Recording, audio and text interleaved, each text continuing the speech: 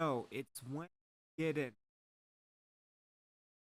order to get into the tournament, I had to win the Summit League tournament, year 3 of Reap basketball. What is going on? I'm back at it again. Here in College Hoops 2K8. Actually have a winning season, but to be honest, if we can't get past the Summit League tournament to get into the March Madness tournament, what's the point of year 3 as a whole? Hope everybody's doing well as you. Yeah, we'll do this, get into, and so much more. We have South Utah and IPF, DVT and North Dakota State, University of Missouri of Mississippi, Oakland, Western Illinois, and South Dakota.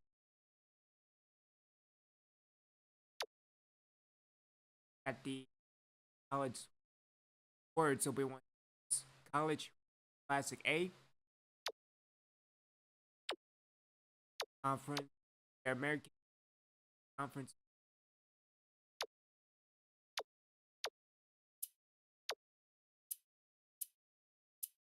A B classic at the Hangar Cyclone Challenge, Big Ten, Raleigh Auto Classic A, Classic B, Classic C, and the Classic D. At the NIT A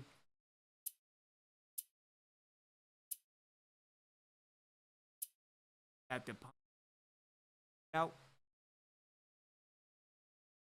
so much. I can't wait to college basketball classic, SJ, the Hawaii International, Alaska out, Ethiopia Classic, Challenge A. Then we had the Olympic Classic at the El Padre Island, A and B, Blackjack Shootout, A and B as well. Then we also had the Legends Classic. Hey, look at that, New Mexico State. And New Mexico lost, which is fantastic. And the Big Tree, Iowa, Hawkeye Challenge, Drake Challenge, Classic rather. Basketball left and right, down your throat. Also, I absolutely suck at learning the dribble move, but at least we got all the rebounding done. I can't believe nobody had the ability to do that, but that's the schedule.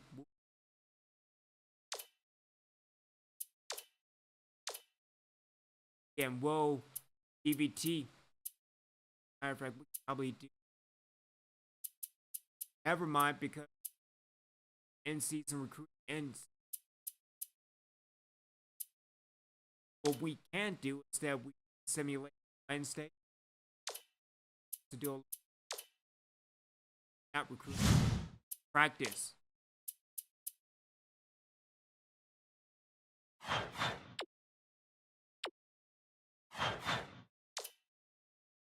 So let's do a little bit of not recruiting. We need to do more recruiting. Put it to you like this.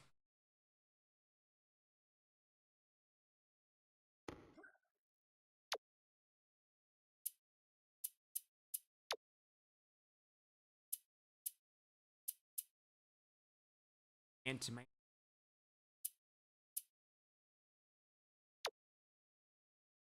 that's good.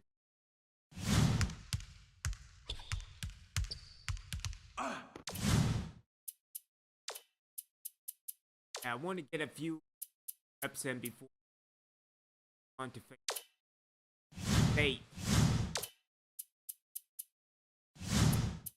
North Dakota.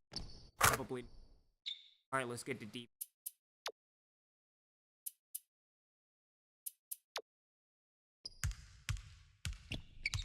I mean, I really learning animation and data full. Oh, there we go.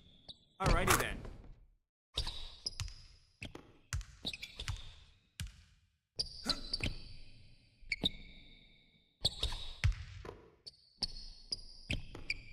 That was my fault. I should have.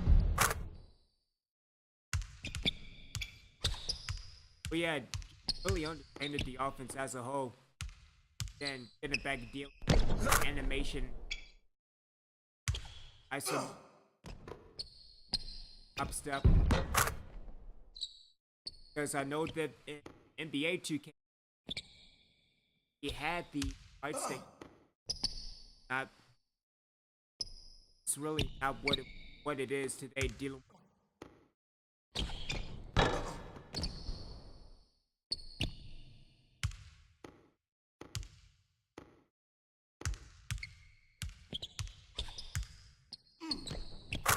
More important, it's up dealing with getting to the foul line as again we probably have to go sliders for 5 and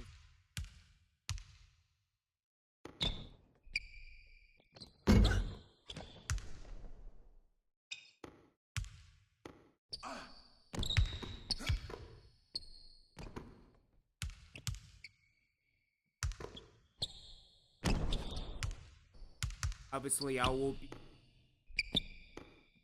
Phillips inside so I can help get in with on as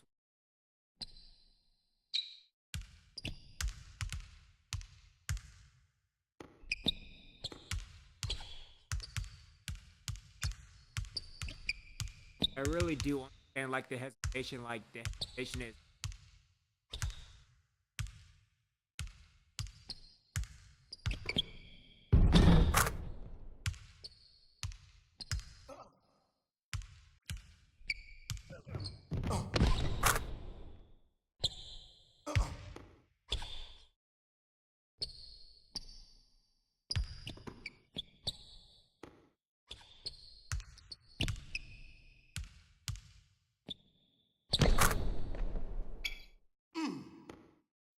process not.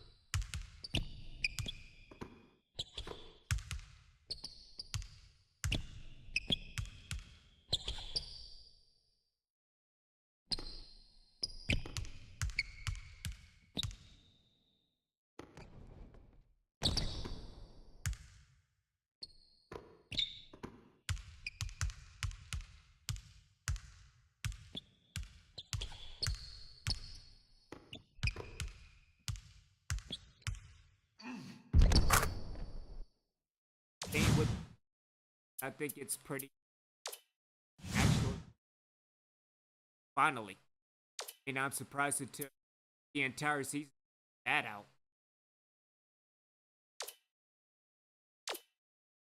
Alright. Up against North Dakota State Saturday. Lineup will still remain the same.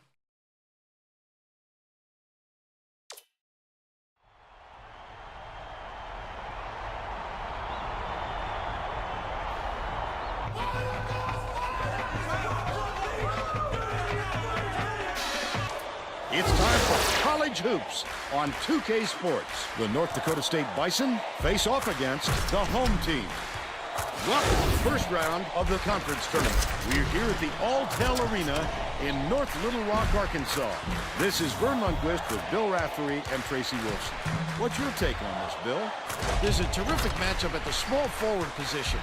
Cannon is undoubtedly one of the best small forwards in the nation. This guy is a defensive powerhouse.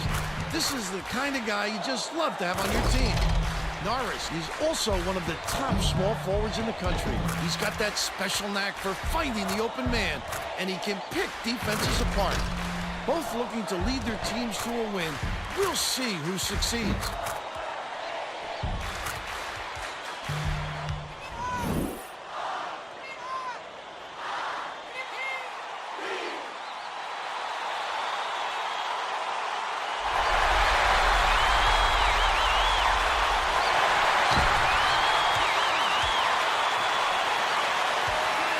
Wolf feeds it to the right. The 15-footer snatched inside by George. If they leave a shooter like him open next time, believe me, he's going to make them pay for it. Ray catches it outright. Passes down low. Stolen by Small. I'd love to see that. He was looking around, then pounced. Such a defense. That last basket was buried by Crosswhite. Murray inbounds the ball. What an agile move. Not too many guys can use the finger roll anymore, but he does it with style. George has it left wing.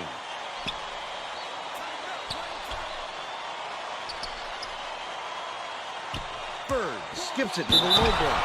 He got fouled and still almost made it. He'll go to the line for 2 shots.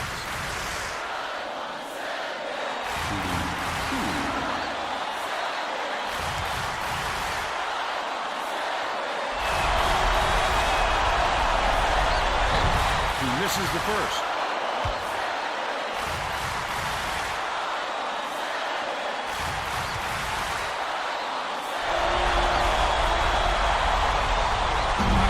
On the second.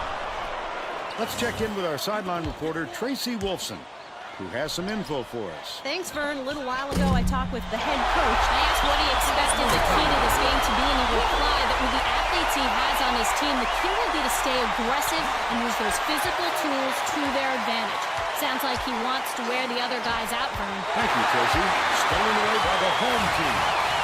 Hustler finishes the fast break with a slam dunk. They got on this roll a while ago and just haven't looked back.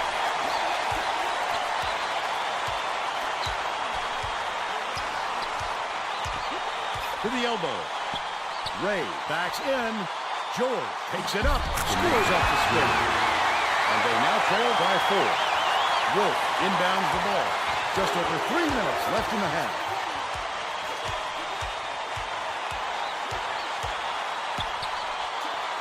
Cannon. Wolf gets the board inside. Wolf With a great offensive rebound there. He worked so hard to establish position.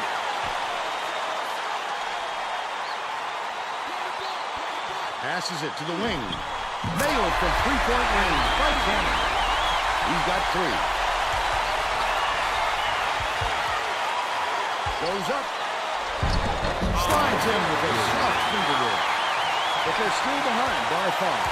Hustler brings it up the floor.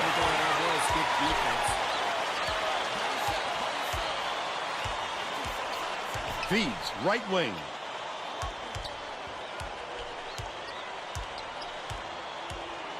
Cannon dumps it off.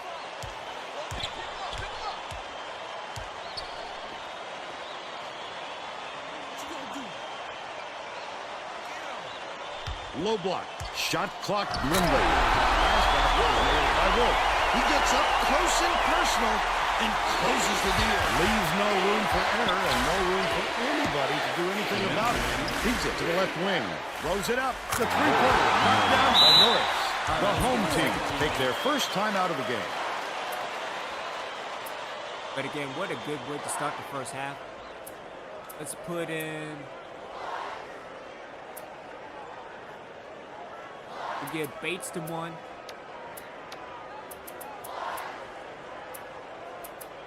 Give Gaines to 2.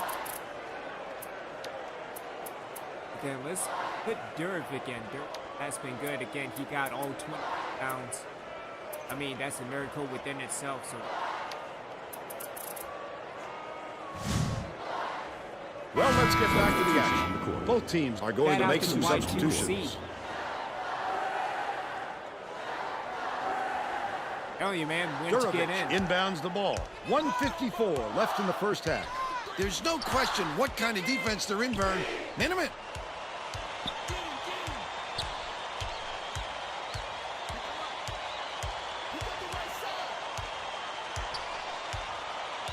Bates. Dangerous pass. Gaines. It takes a bad bounce and goes out of bounds. I thought it was a foul.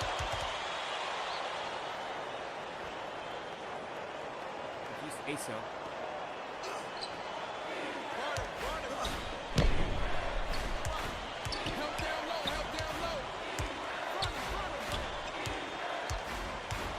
Ray has it on the elbow. Skip pass, left block. Ah, By Chatfield. A dynamite bounce pass. The D never saw it coming. Saw it going, though, right into the net. Bryan.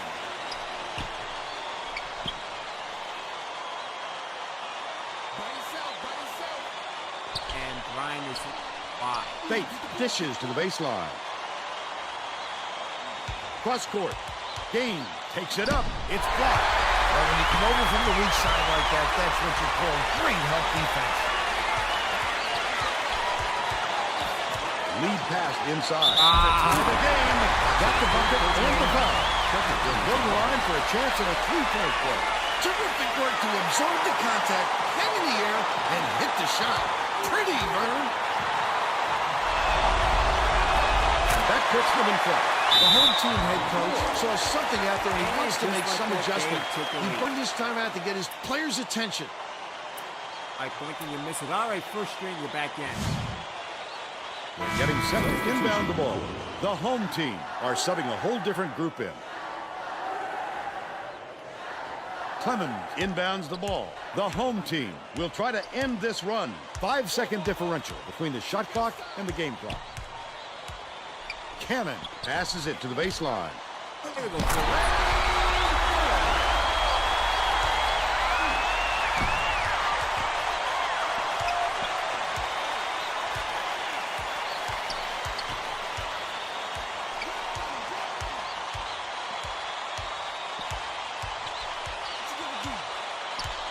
Ray tosses it up. Good from downtown.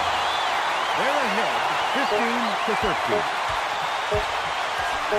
Hustler puts it up.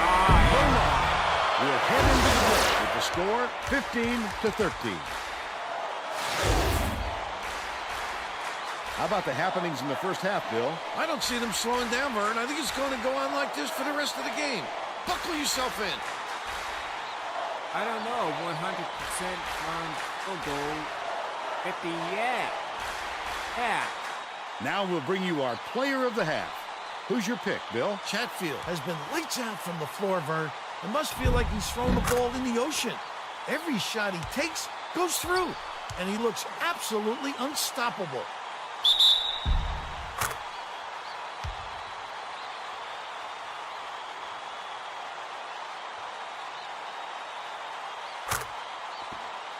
Tremendous effort from our player of the half. All right, so who has the hot hand?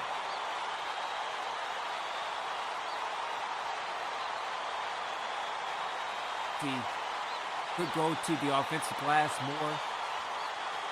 They had 2 field rebounds. I don't know. Was Phillips this game?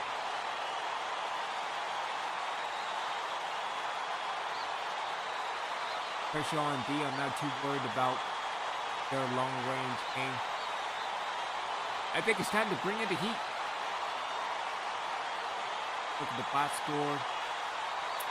So, Russ White with 4, Cannon with 3. Got Wolf with 4. I mean, he's really the go-to guy. There are rebounds. 2 for Wolf. 1 for Smalls. And then 2 for, wait, that's a 6. Yeah, we don't have rebounds. What the hell, bro? How come you don't have any rebounds?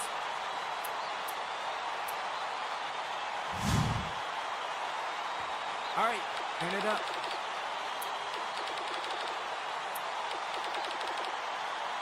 And again, we'll probably sub everybody in out halfway, and then we'll go from there.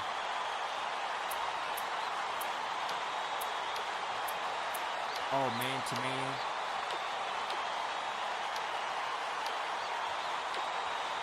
Let's go with 4 press.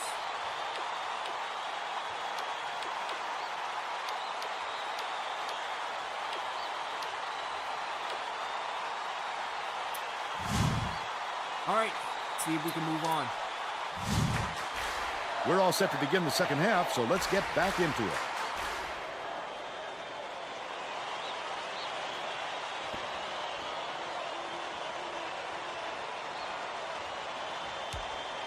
Norris inbounds it to start the second half. Gets it, top of the key.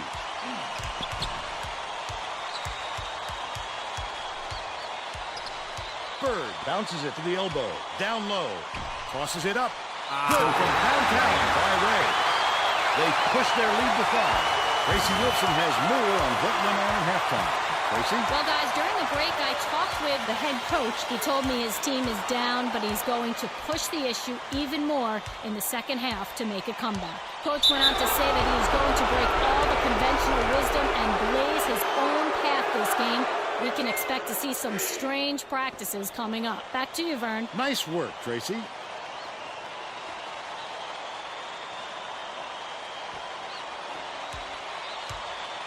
Cannon. Oh, Smalls, you should have took the shot. Cannon. Answers right back with his own three. He's shooting 40% for the game. Just over 4 minutes left in the second half.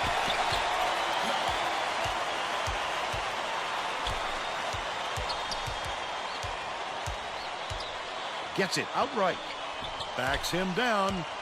Ray shoots the turnaround. Snyder snatches the offensive rebound. Put up and in on that last layup. Wolf inbounds the ball. It is not a time to panic just yet.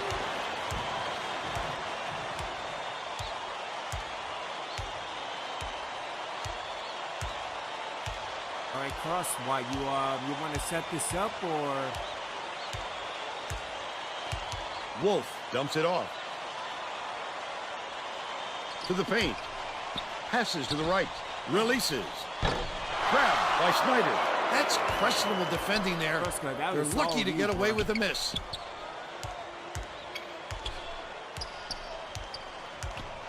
Ray passes it back to the wing. Snyder has it in the paint. Hands it from inside.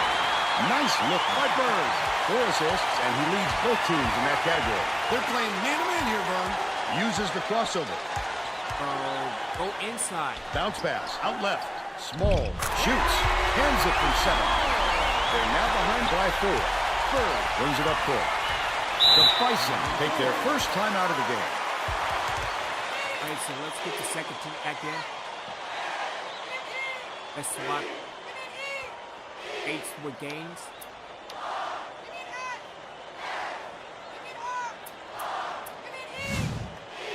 Well, it looks like they're getting set to inbound the ball.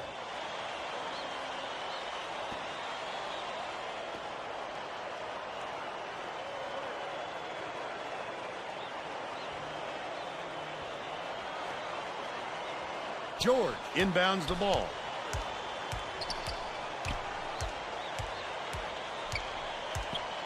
Ray.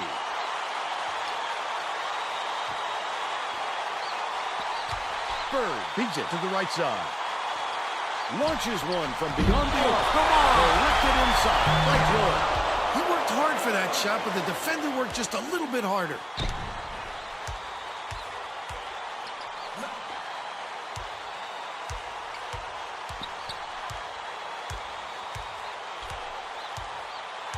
Gaines hands it off. Bryant dishes it to the left.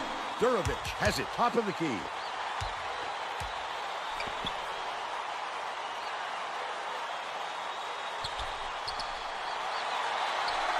Cold pass. The steal by Norris. The Bison still hold a narrow lead. The D was really waiting for him there. That's how you do it. Keep the heat on. Wait for the misstep, and then capitalize. Here's the spin move.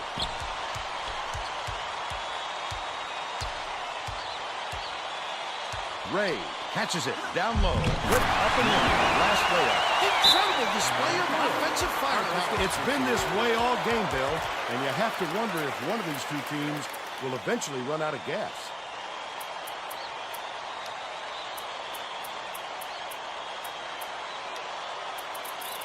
Good work back in. Well, let's get back to the action.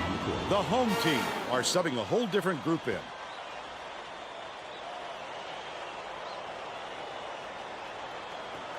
Smalls inbounds the ball.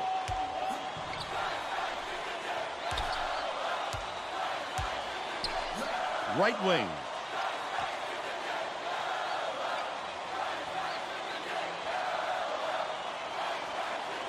Skips it to the elbow. Clemens, the 15-footer. Sweet. He put that bounce pass right in his hip pocket. He has great court sense. Passes it back far side.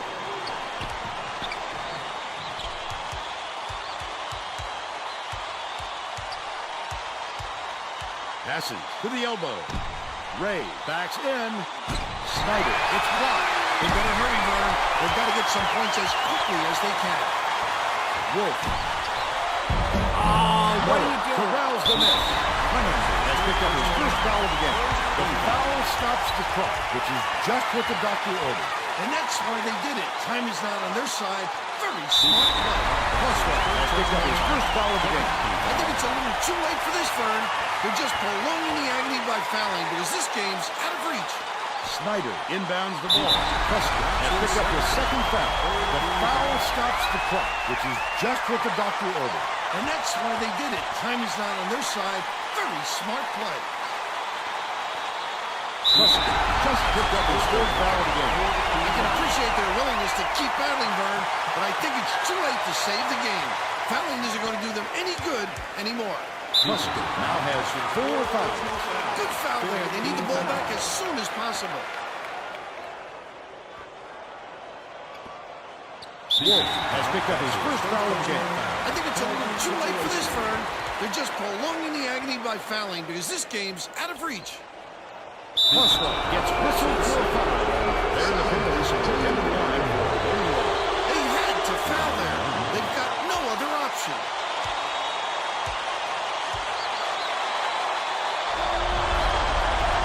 If he makes both of these, they're getting close to putting this game away. But to not even hit the front end really hands momentum to the other guys. Clemens admits the foul. Bonus situation in the effect. So they'll head to the line for a 1-1. With no choice but to foul. They've got to stop the clock and get the ball back right away.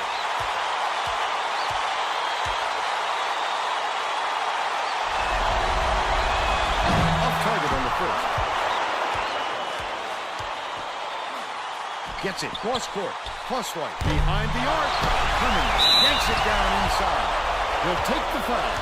That defender clearly got some contact as he tried to make the shot. Yep, that's an open and shut case. He got hacked.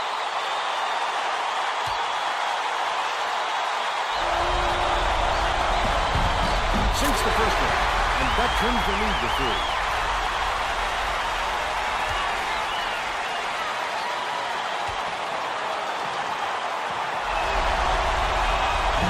Tough break. He got them within 3, though. So let's see if they can get a clock stop. They had to foul there. They've got no other option.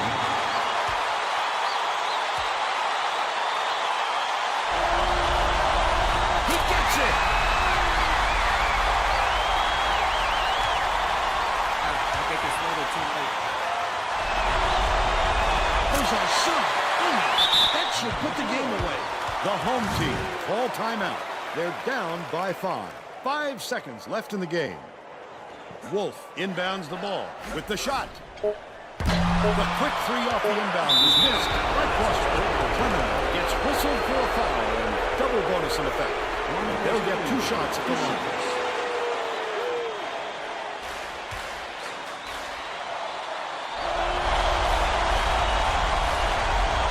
Off on the first. Tough game. Tough game. At least we're still over 500.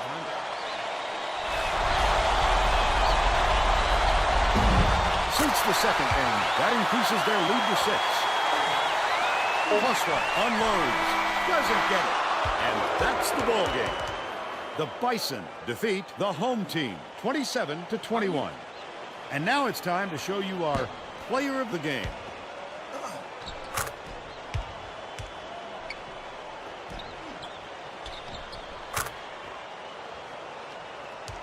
I give y'all one simple task.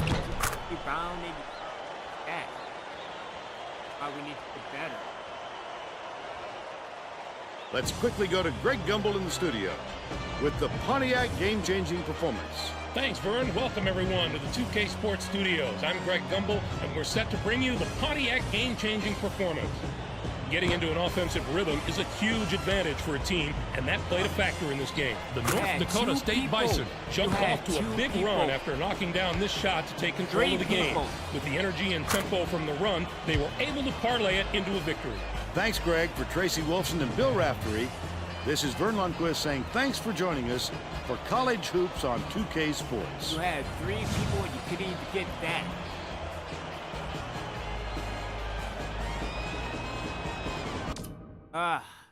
Full of the game stats. Our non-rebounding. I give props to Wolf because at least Wolf tried with 4 rebounds. What happened to the rest of the team? That's what I want to know.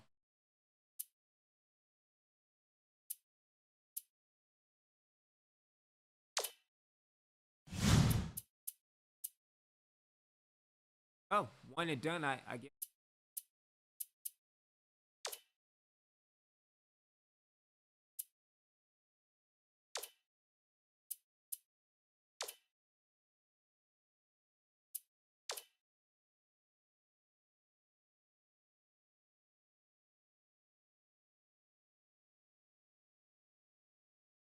Hi, everyone, and welcome. I'm Greg Gumbel here with my partner, Clark Kellogg. Coming up on College Hoops tonight, we'll take a look at the upcoming big games of the week in college hoops, as well as take a look at all the exciting games of the week. But let's start off with who we selected for our NCAA Player of the Week.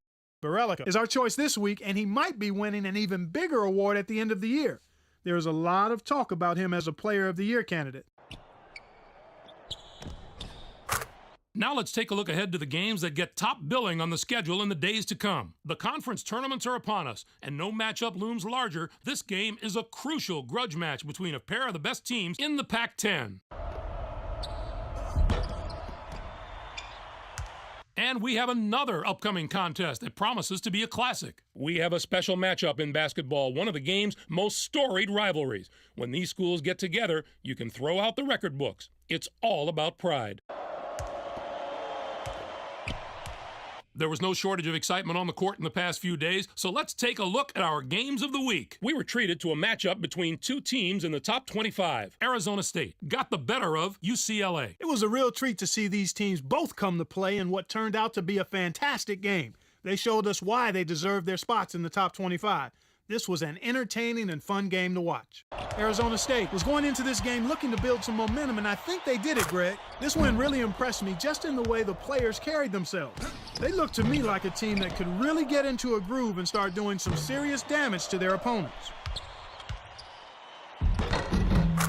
And what a game we had as 2 top 10 teams squared off. Connecticut got by Seton Hall. Anytime you have 2 teams this high in caliber matching up against each other, you know you're in for a heck of a basketball game.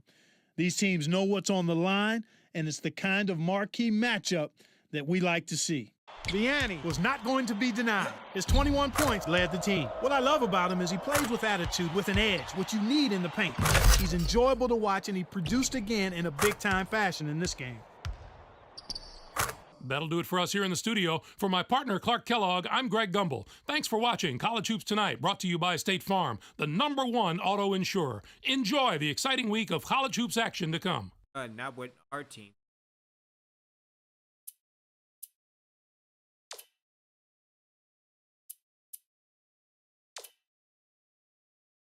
All right, so let's see.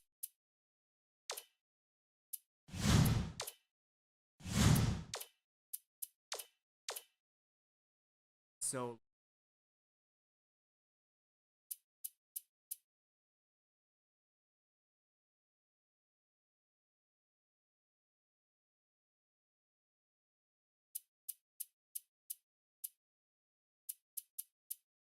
how's this going?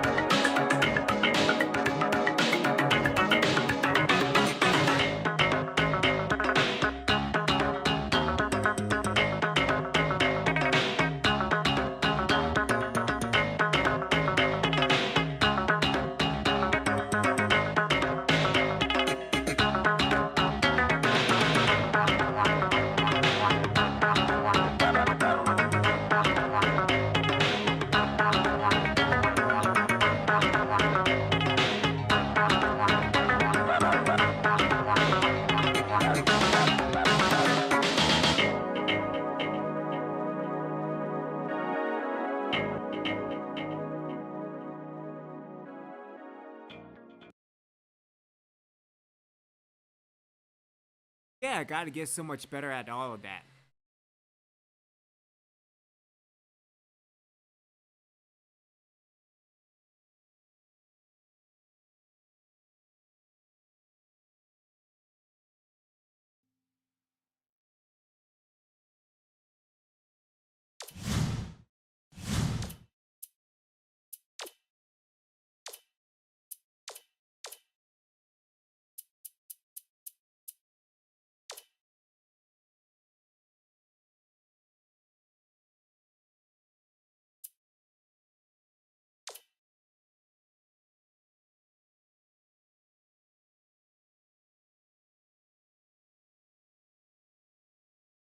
Hi, and welcome to 2K Sports Studios. I'm Greg Gumbel with Clark Kellogg. We're here with the 2K Sports NCAA Selection Show. We're all set to show you the seedings and pairings, so get out your bracket sheet, get those pencils ready. Here are the basics. Of the 65 available tournament bids, 31 are automatically given to conference champions. The tournament committee hands out the remaining 34 bids on an at-large basis. An opening round game will take place on Tuesday night to narrow the field to 64 teams. But before we unveil the brackets for this season, here's a look at the final top 25 media poll of the season. There's certainly one big shift that we'll be talking about. A new team has made the top 25 this week. The North Carolina State Wolfpack break into the poll as the number 24 team. The poll voters have had their say in the national ranking since November, but the time has come to hand over the reins to the selection committee. It's time to talk about the topic that has a lot of players and coaches holding their breath right now, the NCAA tournament bubble. These are the 10 teams that aren't worried as much about where they'll be playing as if they'll be playing. Clark, who jumps out at you there? San Francisco can take comfort in the fact that there have been so many great showings by non-power conference schools in the tournament in the past few years. The committee has really warmed up to those conferences. And we have a few more teams in similar position, right, Clark? Alabama can make a case as to why they deserve a tournament bid. Problem is, everyone else can make a case as to why they don't belong in the tournament. I'm sure it's been a long week for those teams, but the wait's almost over. The NCAA Selection Committee has finished its meeting, and we're ready to unveil the top 4 seeds in this year's tournament. The Washington Huskies are the top overall seed, and they will play in the East Regional. On to the second number 1 seed, who will play in the South Regional. The Seton Hall Pirates are seeking their first ever NCAA championship. The USC Trojans are our third number 1 seed, and they'll play in the Midwest Regional. They're back in the tournament again, and no doubt they'll be feeding off the experience of last year's appearance as they try to get to the Final Four this year. And finally, our fourth number 1 seed will play in the West Regional. The Connecticut Huskies are in the tournament field as a number 1 seed for the 5th time in the history of their program. Now, here's how the brackets shape up based on where the number 1 seeds have been assigned. In one national semifinal game, the winner of the East Regional will play the winner of the South Regional. In the other semifinal game, the winner of the Midwest Regional will play the winner of the West Regional. Those games will be played on Saturday, April 3rd. Then it'll be on to the national championship game on Monday night, April the 5th. Any surprises in there for you, Clark? Well, when you see the selection committee deviate from the top 4 teams in the media poll, it's a little surprising. They've opened themselves up to some criticism with these picks. So, with the number 1 seeds out of the way, it's finally time to tackle the rest of the brackets. First up, we take a look at the East Regional.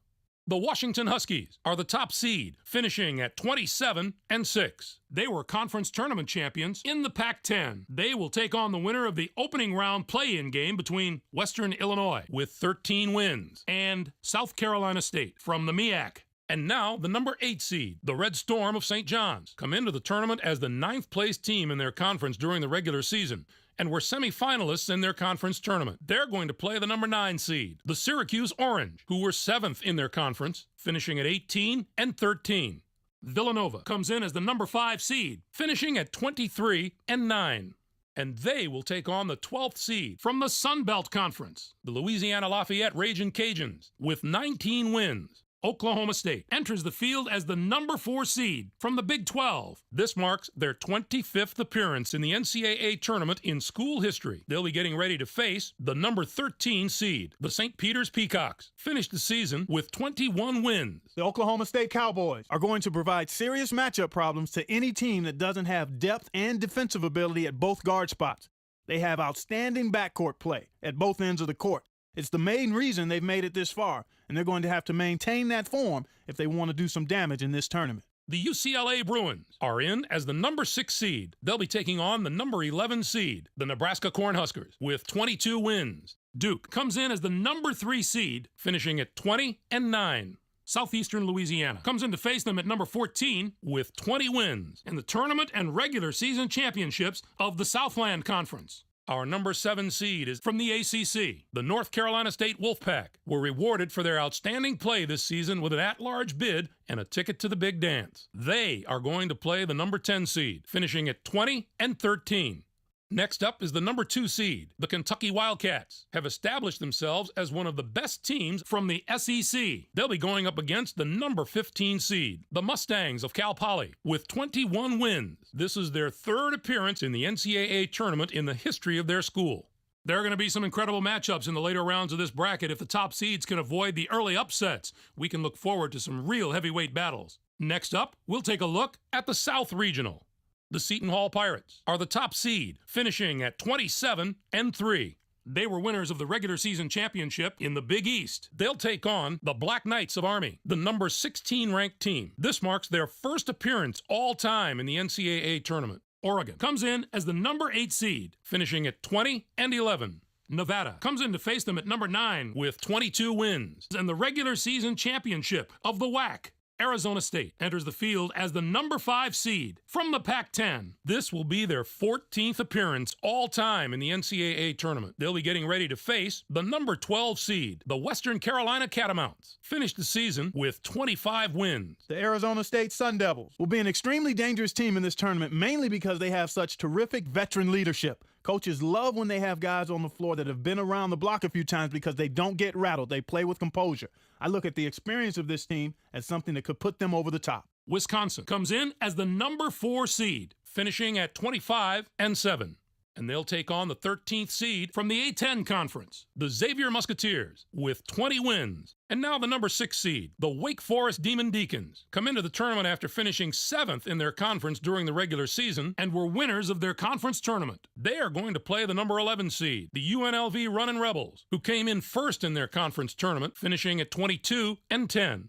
The Arizona Wildcats are in as the number 3 seed. They'll be taking on the number 14 seed, the Boston University Terriers, with 19 wins. Next up is the number 7 seed. The Boston College Eagles have established themselves as one of the best teams from the ACC. They'll be going up against the number 10 seed, the San Francisco Dons, with 25 wins. They return once more to the very familiar surroundings of the NCAA tournament. Our number 2 seed is from the ACC. The Maryland Terrapins had a tremendous year that included a regular season championship. They're going to play the number 15 seed, the Western Michigan Broncos, who came in first in their conference tournament, finishing at 17-14. I think this could wind up being the bracket that brings us this year's Cinderella story. A few of the higher seeds here have had terrific seasons, and I'll be surprised if at least one of them doesn't put together a long run in this tournament. On to our 3rd bracket of the day. Let's take a look at the Midwest Regional. The USC Trojans are the top seed, finishing at 26-7. They were winners of the regular season championship in the Pac-10. They'll take on the Monmouth Hawks, the number 16 ranked team. This is their 6th appearance all time in the NCAA tournament. Our number 8 seed is from the Big 12. The Kansas State Wildcats were rewarded for their outstanding play this season with an at-large bid and a ticket to the big dance. They're going to play the number 9 seed, the Georgia Tech Yellow Jackets, who were semifinalists in their conference tournament, finishing at 21-10. The Kansas Jayhawks are in as the number 5 seed. They'll be taking on the number 12 seed, the New Mexico State Aggies, with 24 wins. LaSalle enters the field as the number 4 seed from the A-10 Conference. This marks their 13th appearance in the NCAA tournament in the history of their school. They'll be getting ready to face the number 13 seed, the Samford Bulldogs. Finished the season with 20 wins. The LaSalle Explorers suffered a big upset in their conference tournament, but they've got to leave that behind them. Sometimes getting a loss like that out of the way before the NCAA tournament can actually help you. It can relieve some pressure and help the players get their focus back. Cincinnati comes in as the number 6 seed, finishing at 21-11. And they take on the 11th seed from the Big South, the High Point Panthers, with 21 wins. And now the number 3 seed, the Vanderbilt Commodores, come into the tournament after finishing 2nd in their conference during the regular season and finished second in their conference tournament. They are going to play the number 14 seed, the Northern Arizona Lumberjacks, who came in first in their conference tournament, finishing at 18 and 11. Next up is the number 7 seed. The Southern Miss Golden Eagles have established themselves as one of the best teams from Conference USA. They'll be going up against the number 10 seed, the Alabama Crimson Tide, with 22 wins. They return once more to the very familiar surroundings of the NCAA tournament. Georgetown comes in as the number 2 seed, finishing at 26 and 7. Evansville comes in to face them at number 15 with 18 wins in the tournament championship of the Missouri Valley Conference. It's the first question every Selection Sunday. Which is the toughest bracket? Well, this bracket looks to me like it wins that prize this year. Not only are the top seeds strong, the lower seeds can be dangerous as well. And finally, let's have a look at the West Regional. The Connecticut Huskies are the top seed, finishing at 27 and 7. They were conference tournament champions in the Big East. They'll take on the Delaware Blue Hens, the number 16 ranked team. This will be their 5th appearance all time in the NCAA tournament. Next up is the number 8 seed. The California Golden Bears have established themselves as one of the best teams from the Pac-10. They'll be going up against the number 9 seed, the St. Joseph's Hawks, with 21 wins. This marks their 19th appearance in the NCAA tournament in school history. Florida comes in as the number 5 seed, finishing at 23 and 8. And they will take on the 12th seed from the West Coast Conference, the Gonzaga Bulldogs, with 22 wins. Mississippi State comes in as the number 4 seed, finishing at 24 and 9. Jacksonville comes in to face them at number 13 with 19 wins in the tournament championship of the Atlantic Sun Conference. Our number 6 seed is from the Big Ten. The Michigan State Spartans were rewarded for their outstanding play this season with an at-large bid and a ticket to the big dance. They are going to play the number 11 seed, the Cornell Big Red, who came in first in their conference tournament, finishing at 22 and 5. The Memphis Tigers are in as the number 3 seed. They'll be taking on the number 14 seed, the Butler Bulldogs, with 20 wins. And now the number 7 seed, the Baylor Bears, come into the tournament as the 4th place team in their conference during the regular season and were losers in their first game at their conference tournament. They are going to play the number 10 seed, the Indiana Hoosiers, who came in first in their conference tournament, finishing at 23 and 11. Louisville enters the field as the number 2 seed from the Big East. It's yet another appearance in the brackets for a school that's no stranger to the NCAA tournament. They'll be getting ready to face the number 15 seed. Alabama A&M's Bulldogs finished the season with 24 wins. The Louisville Cardinals are a team I love watching play. They've been one of the highest scoring teams in the country, and I don't see any reason for them to slow down during the tournament. If they can dictate the tempo of a game and force the other team to run with them, they are very hard to deal with. I wouldn't put it past these guys to make a run this year. What a tremendous regional final we'd have in this bracket if the number 1 and 2 seeds here make it through the first 3 rounds unscathed. That could be one of the games of the tournament. Clark, how do you view this year's top 16? Maybe I haven't agreed with the selection committee every year, but I think they did a great job this time. The top 16 looked just about right to me. Oklahoma State snuck into the top 16 as probably the weakest of the 4 seeds, and I'd be surprised if they make it to the real Sweet 16. Now, let's see how the conference representation fares. The Big East gets 9 teams. The Pac-10 with 7. 6 out of the ACC. The Big 12 gets 5 teams. What a down year for the non-power conferences. We're used to seeing at least one of those conferences compete on the level of the power conferences, but not this year. It's too bad we didn't see more small conference schools in the tournament. None of those conferences got more than 1 team in the tourney, and I don't expect any David and Goliath stories out of the teams that did get in. I'm surprised there were so few bids for the teams in the Mountain West Conference. It was an especially disappointing year for that conference. Usually you can count on a few of the nation's elite teams coming out of there, but this was a season where very few of those teams could maintain any type of positive momentum. Here's the list of the teams that were on the bubble heading into Selection Sunday. So, partner, which of those invitees should be sending the selection committee a thank you card? Georgia Tech benefited from its tough conference. The committee knows it can compete with the top teams in the nation, and that knowledge has led it to a berth in this year's tournament. While they start prepping for their first-round games, the 5 teams on the other side of the page will be full-time students again. Illinois stumbled to the finish line coming down the stretch. And that's not the way to close out the season if you're hoping for an at-large bid.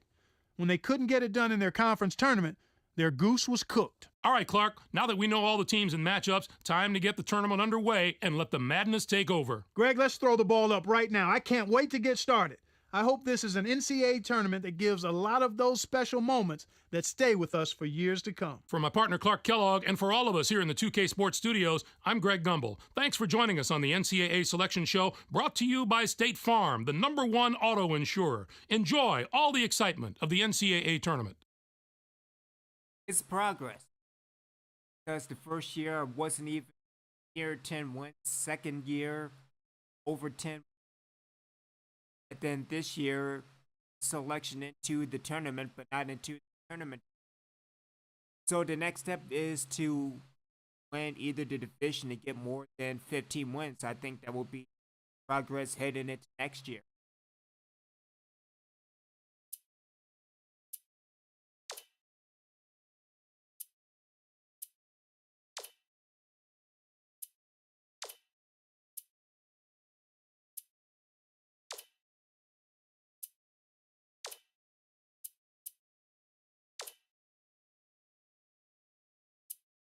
So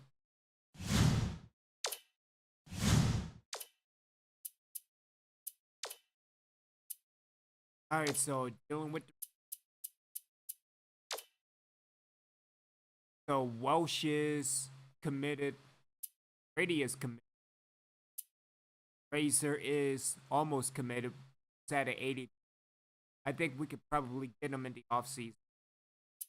Sims at a 76. Haskins at a 70.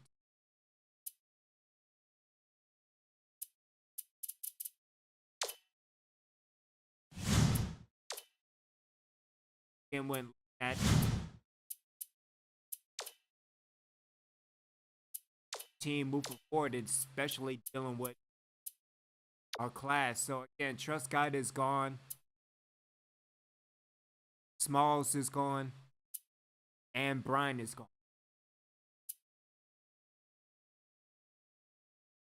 So we will have only 3 seniors again next year. Mullins, Stapley, and Crosswhite. The Phillips, Cannon, and Todd Works. Todd Works? Already then, Todd Works. Heavily involved next year. He's a world transfer as well. Got Abe Wolf, Jurvik, got Wallace, got DeMarcus Terrell, got Luther Carn, JD Bates. That is it for right now.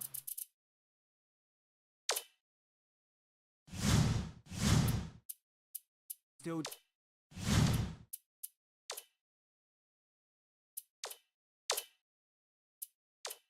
we can still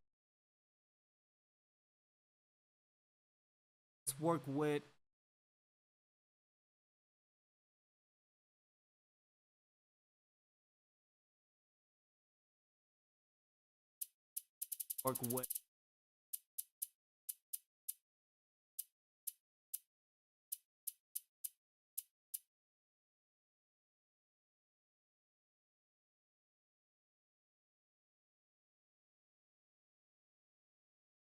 the season team. Yeah, I've kind of figured that out. Fantastic. Way to go. May continue a but that's fine. It's getting better.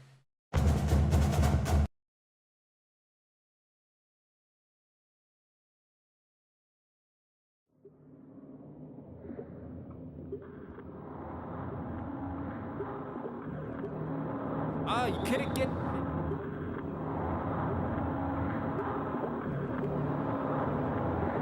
so hit the rebound today. There we go.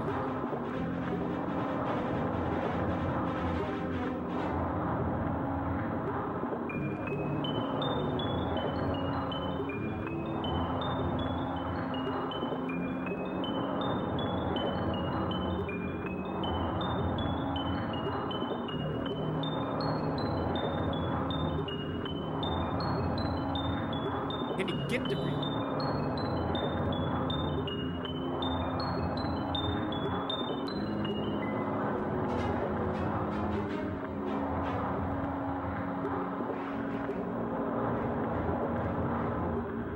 bottom line, I think it's also timing. I think if I understand my timing, it will be dangerous in year 4.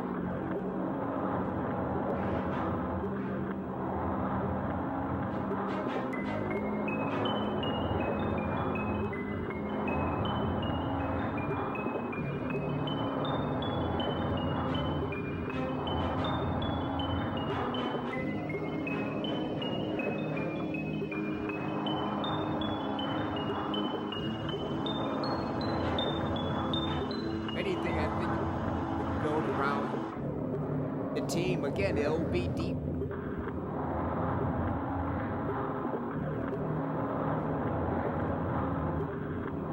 Deep post defense with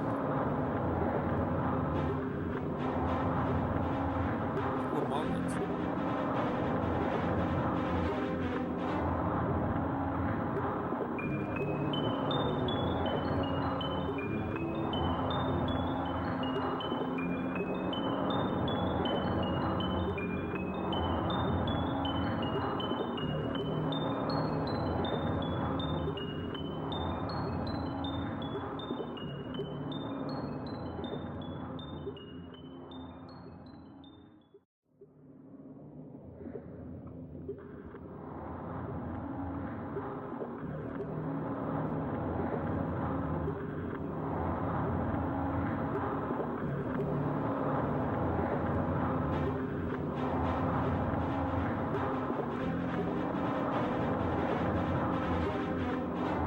Hey, look at that, we got a rebound.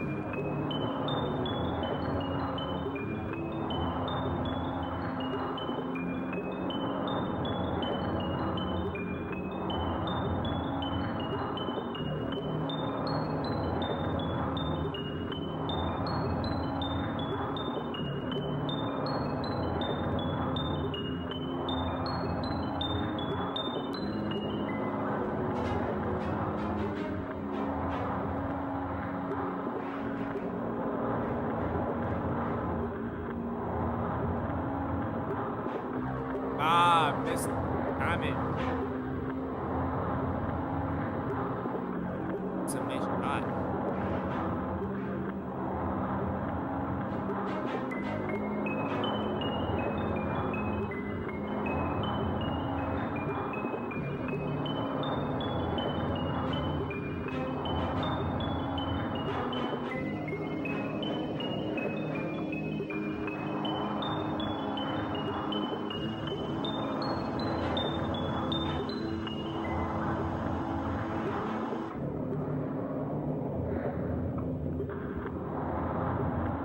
Not bad defense.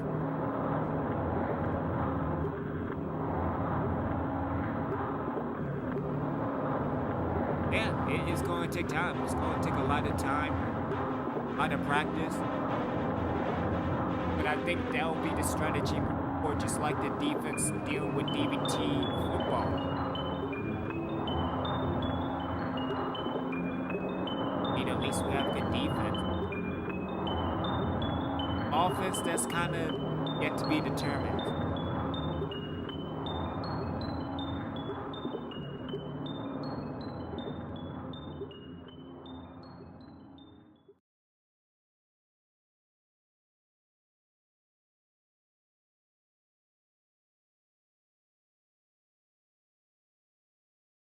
Get through this week.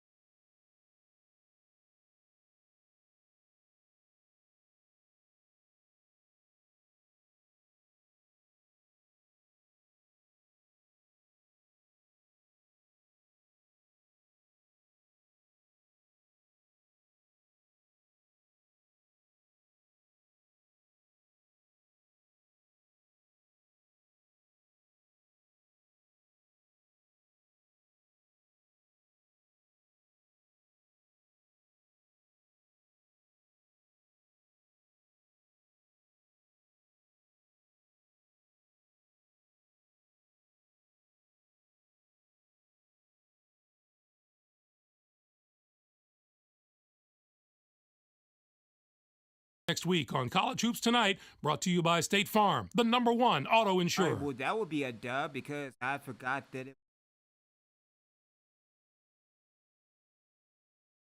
All right, so second week. As a matter of fact.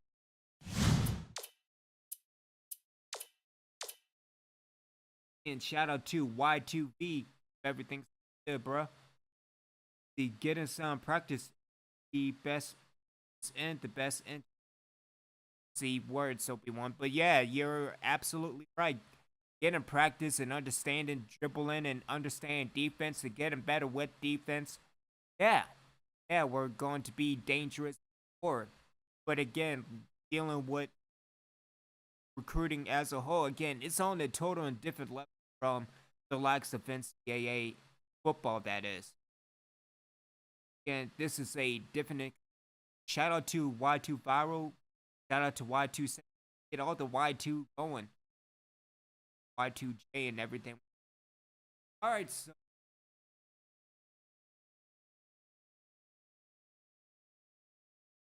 Back to basket.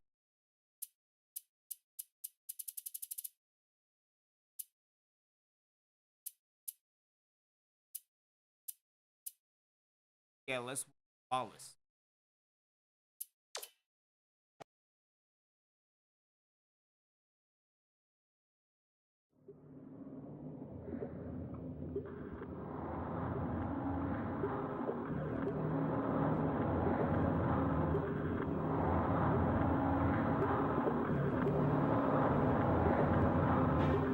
See, work with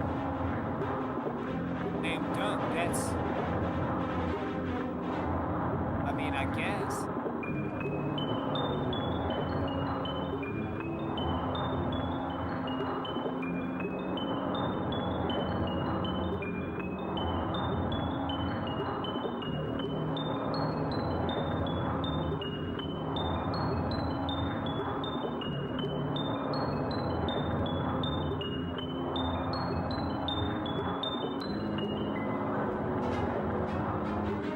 See, I'm actually looking at my controller and see what am I missing.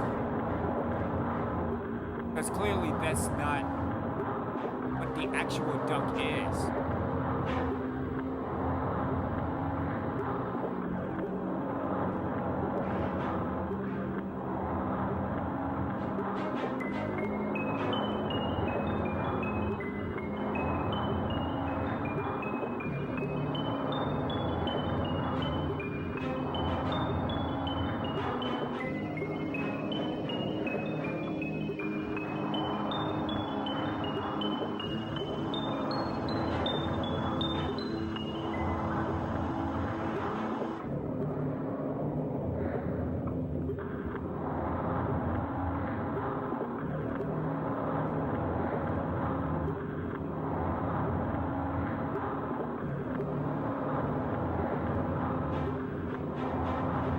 I made it.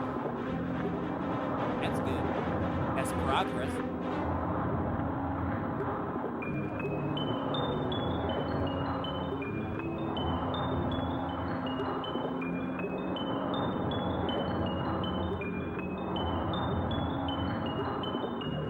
Alright, so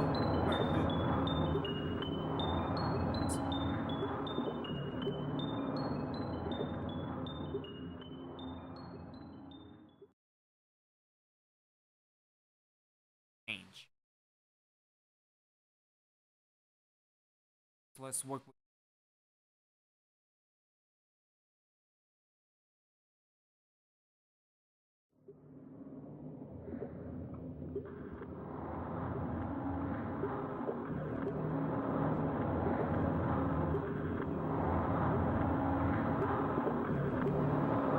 but always Y2B and Y2C. It's all about timing.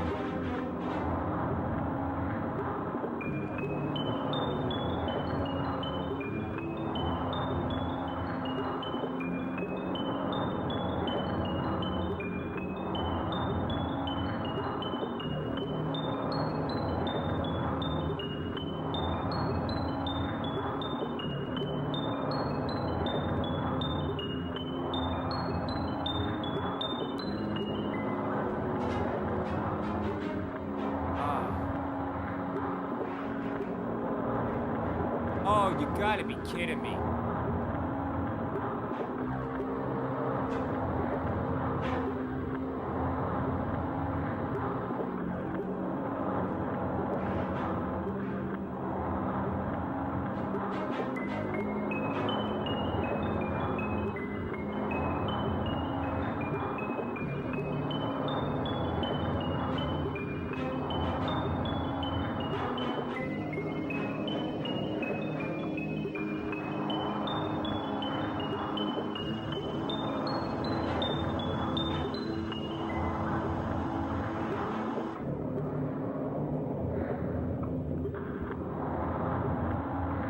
Anything just gotta be a little bit faster.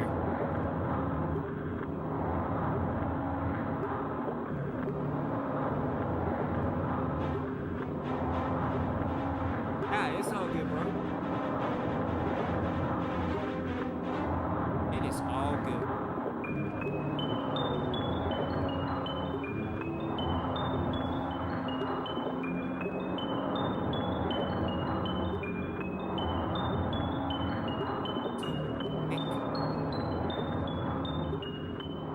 Put the sound for Xbox back on so we can watch for the season 2.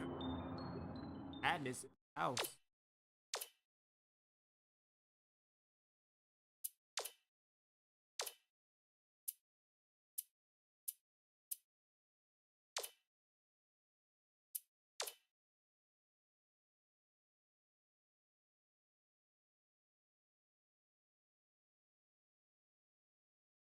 Welcome to the 2K Sports Studios. I'm Greg Gumbel, along with my partner Clark Kellogg. Coming up on the NCAA Tournament Edition of College Hoops Tonight, brought to you by State Farm, the #1 auto insurer. We'll recap some of the terrific games from the Sweet 16 and Elite 8, as well as give you a preview of the upcoming action from the Final Four. But we begin with the player who gave a virtuoso performance in the second week of the tournament. Goodson had a fantastic week. He dominated the action from his power forward spot, and that's no easy task in college basketball these days. You got that right, partner. This had to be one of the great Sweet 16 and Elite 8 performances that we've seen. Not only was he clicking on all cylinders offensively, he matched that performance at the defensive end. He threw off the opposing game plan in the first and second rounds. We'll see if he keeps it going into the Final Four. Clark, the past weekend provided some incredible drama, so let's take a look at some of the most exciting contests from the Sweet 16 and Elite 8. Our first game was an excellent Sweet 16 matchup. Maryland knocked off Arizona. The Maryland Terrapins were intensely focused coming into this game, and their preparation was outstanding. They looked like they were ready for anything, Greg, kind of like you are when we come into the studio. Reyes was the hero of this one with a terrific performance. His 20 points led the team. Watching him basically put his teammates on his back and single-handedly carry them to the victory in a big game situation like this was stupendous. This isn't a preseason tournament, Greg. This is the big dance. He stepped up in a way that few players can in this kind of spotlight. And for that, we should give him a big imaginary high five.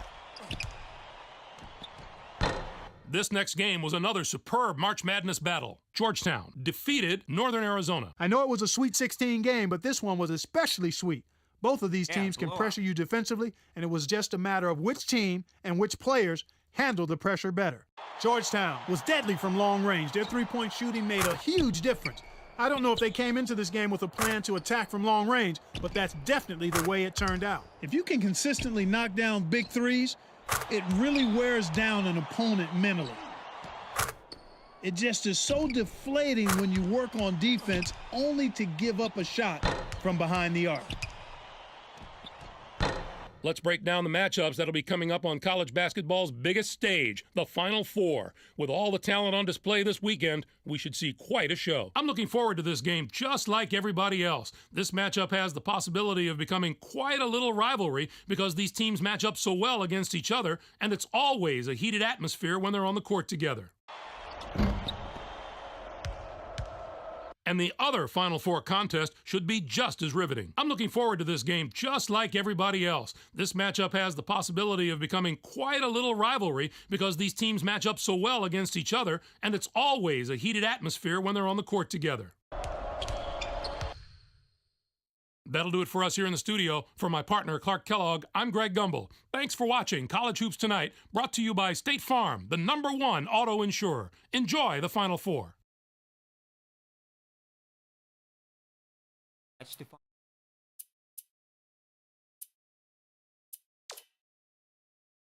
That's what I wanted.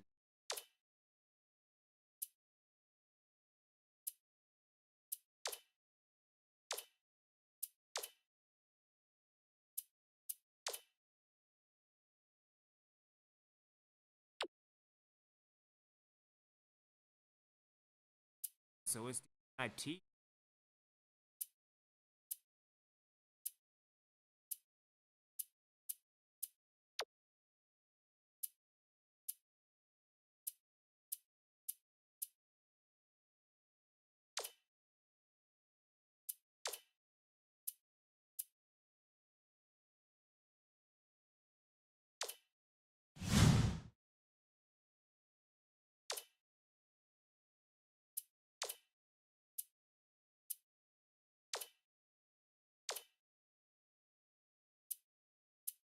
Ah, so it's Mississippi State and Maryland.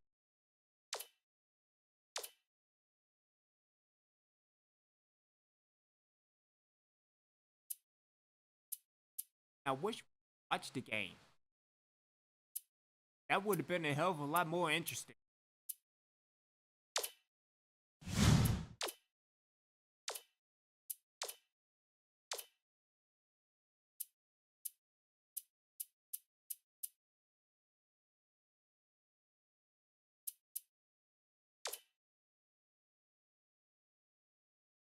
All right, so Maryland. Oh, Maryland. A lot of good things out of Maryland, especially turtle stuff. Ask Cameron. Ask Phil. Ask Tony. Charles. Player of the Year. Abdul. Mid-major. Are bogus. Bogus. East World. Coach of the Year. Coach of the Year.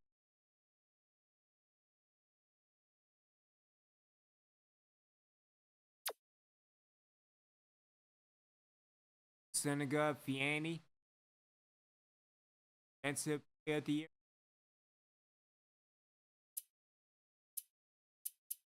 Because, yeah, we're working on building the Reaper's legacy, especially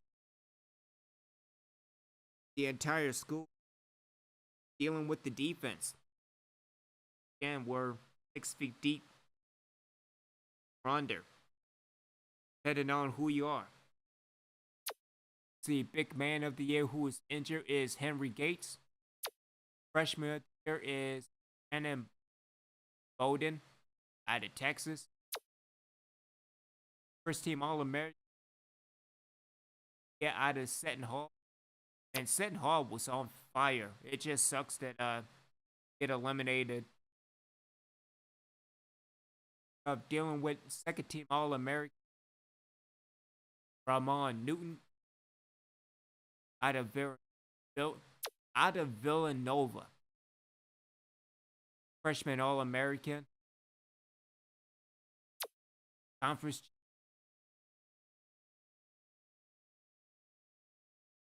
on.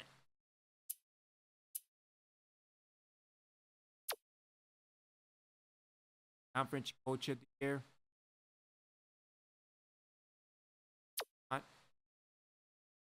Conference Gilla. And out of Boston University, Tony Brook. Conference Freshman of Ali Stapleton. First team All Conference out of Boston University is Jasper Gilla. Second team All Conference out of Boston University. A lot of people out of Boston. The mean streets of Boston. Rel Olsen. Buddy is.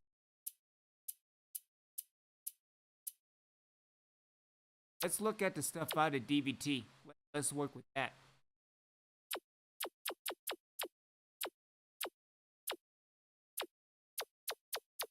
Alright, so dealing with the conference champions against Southern Utah.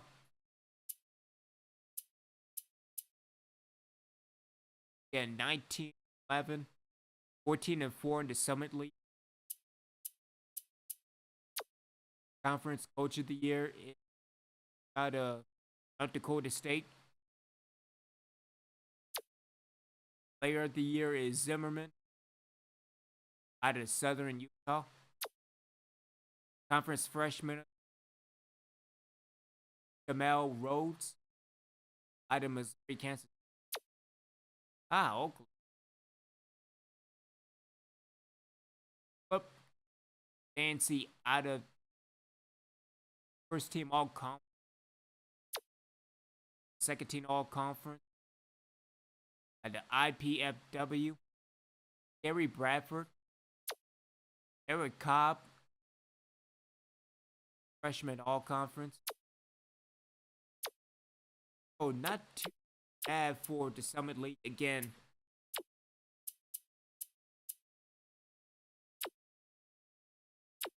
I don't think.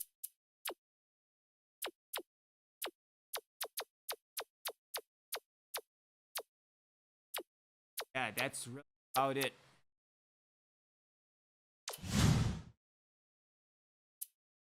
See, so Cross White, intern draft.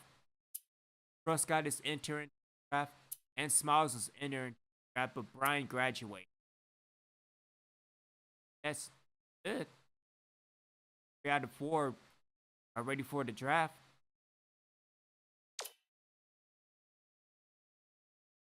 See, looking at the strip. Oh yeah. Oh boy. It's progress. We still have ways to go, but first season 5-25, second season 13-14, third season 14-13 with the exit in the first tournament. So progress has been made. I think just working on good offensive knowledge to players and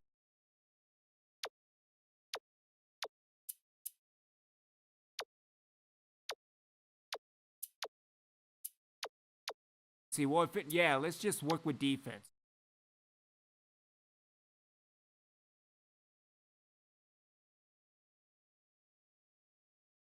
So then Coach Carousel. I don't think Reeves is going anywhere.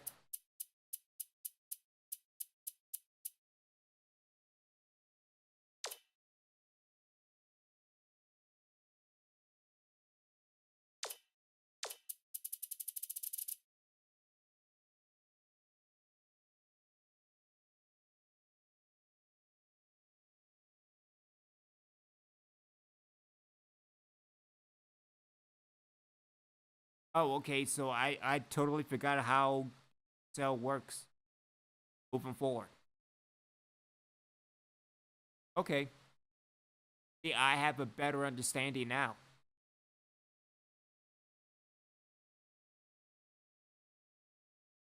So who out? I don't think it's nobody from DVT. If anything, I got a Mississippi Valley State.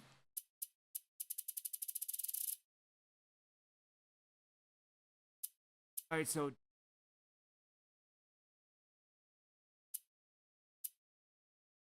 we'll keep Gilbert.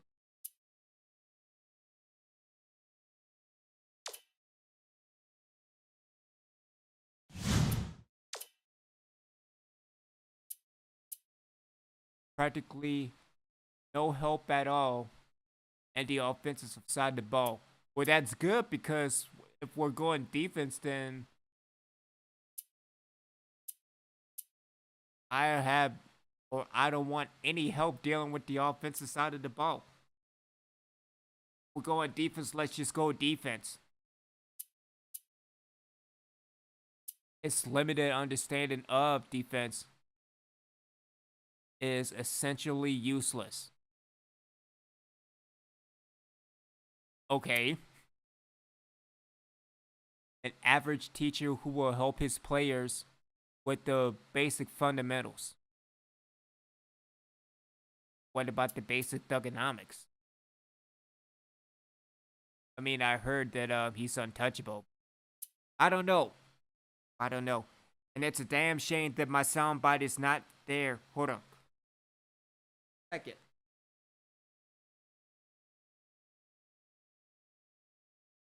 One second. Let me see if I can still have it on my phone.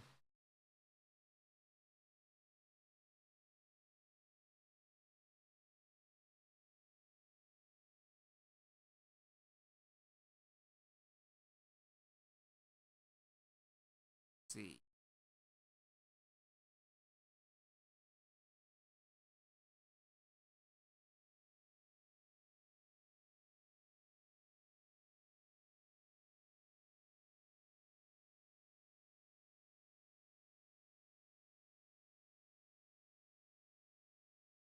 Ah, there we go.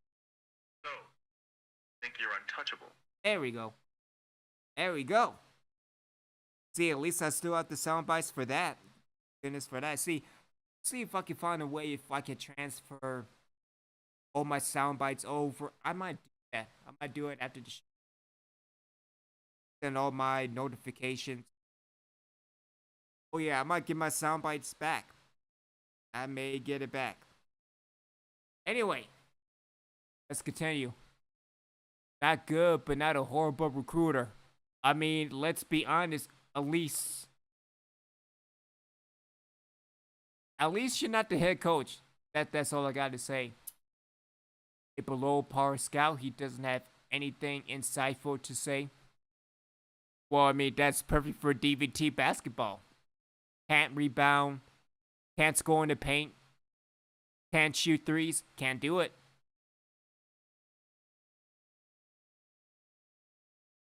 Now we're gonna break out all my sound bites.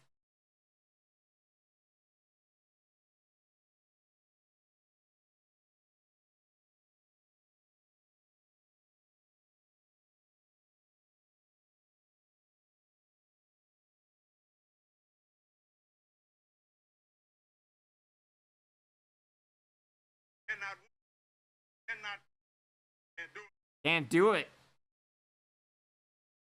Oh man, this is all right. And his players have the words, Obi-Wan. His players have the attention of fruit flies. Well, I mean, at least what type of fruit? That's what I want to know. Content where he at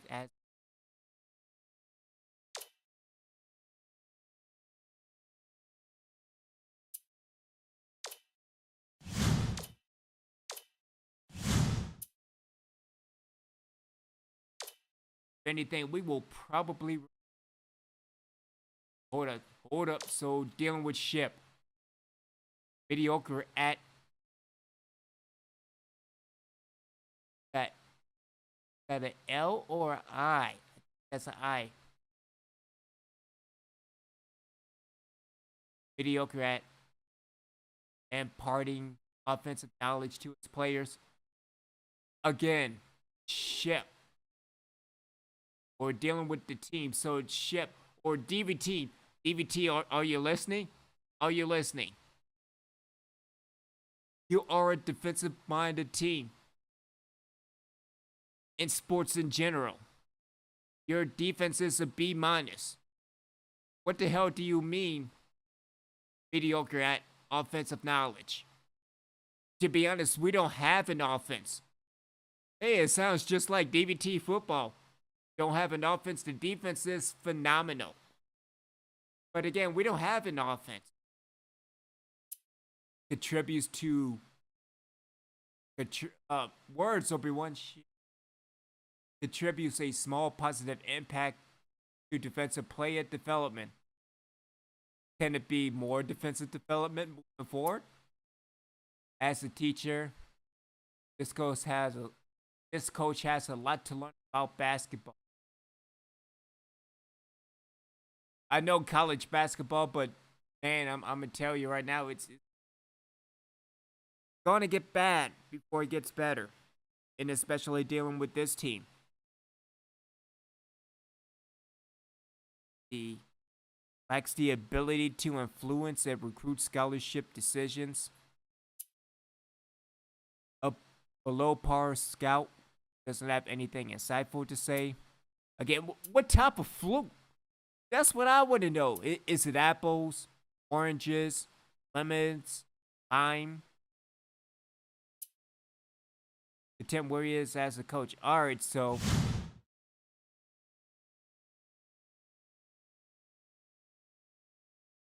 I guess this is the best we have to offer, just for the fact that, you know, the defense really is kind of.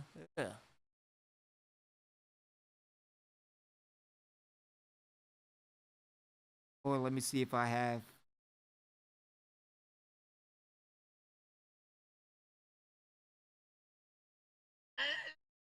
Yeah. Yeah, that's what we're talking about. That's DBT in year 3.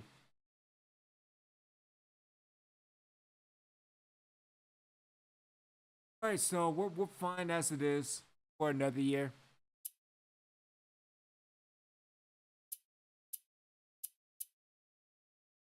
I mean, we could get better with scouting, but again, this is what we have. So the transfer recap.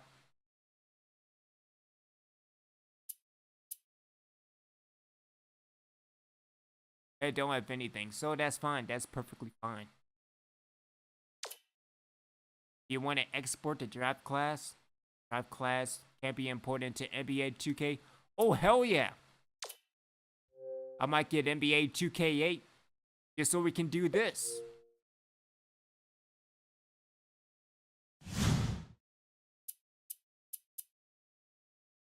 Draft 1.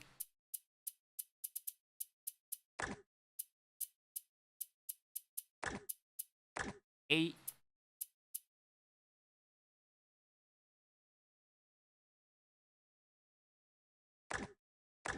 Here.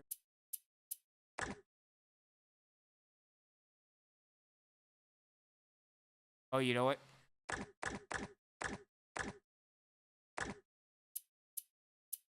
Let's see.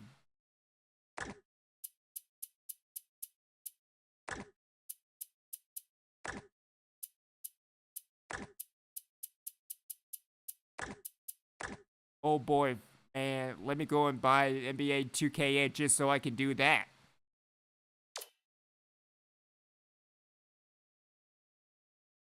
Let's see, the offense is a bit off. The offensive spiral. You know my history with bad offenses. Have you seen Reapers football? Have you seen how bad it is? I'm just saying, bro. Like, come on. Oh my goodness, the offense is horrible.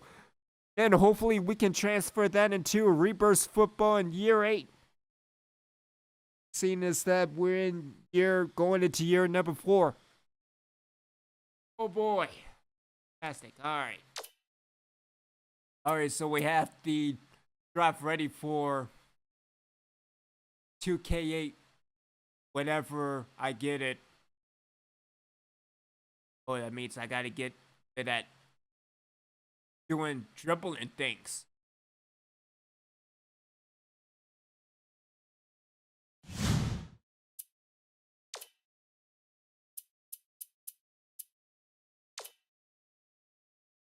Alright, so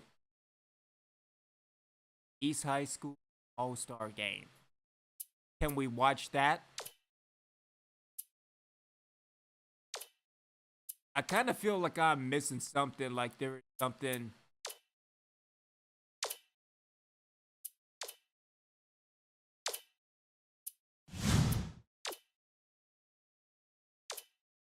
High School All-American Game. I want to watch that.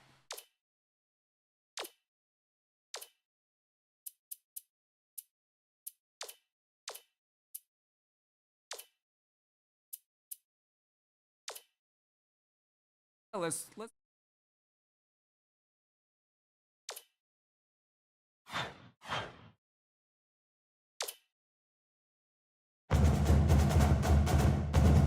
tell you, man, get some scouting done.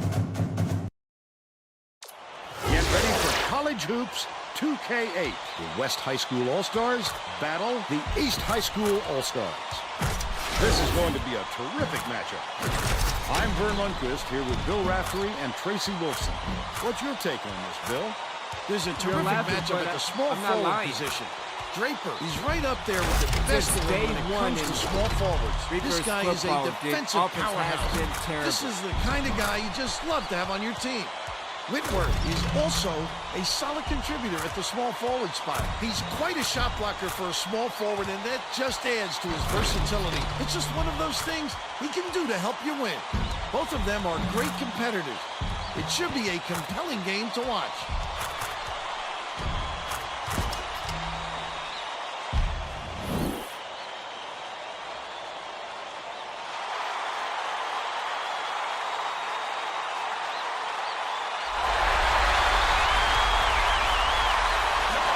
East All-Stars control the opening tip. We'll get this one started. Taylor for three. Wheeler yanks it down inside. Whitworth inbounds the ball.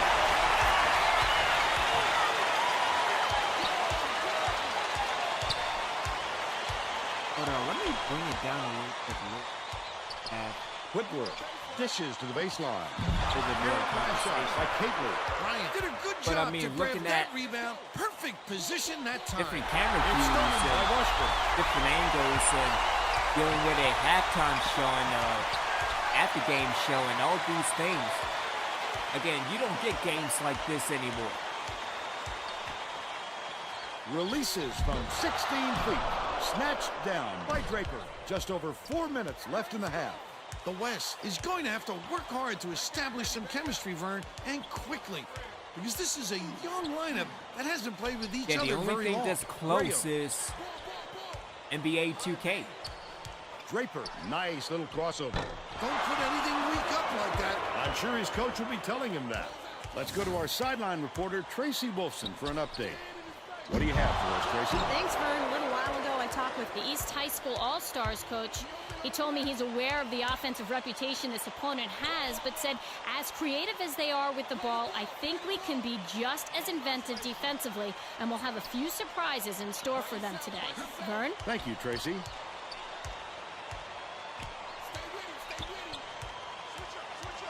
Graham puts it up. Can't get the three-pointer to fall. But they're still out in front by 2.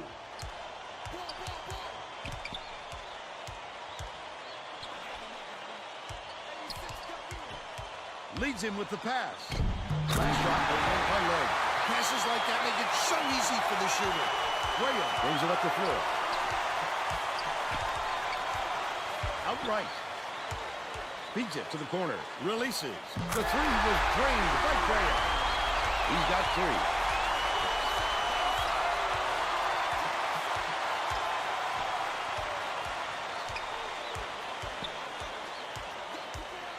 Caitlin dishes it to the right. Emmett from 17 feet out. Good job with that block. He found his man right up and was able to get a hand on the ball. Draper count it, and he'll have a chance for the three-point play. I love the strength. He fought through the foul, no problem. And that'll give him the three-point chance.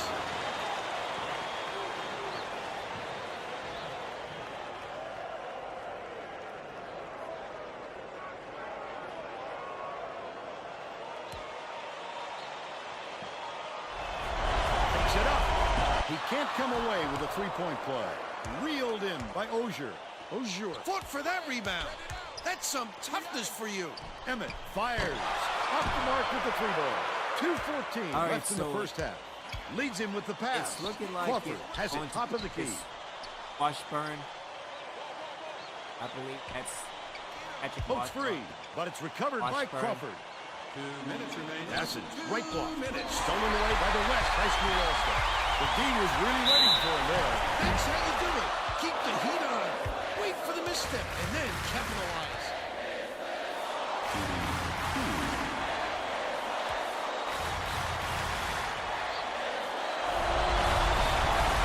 He makes the first.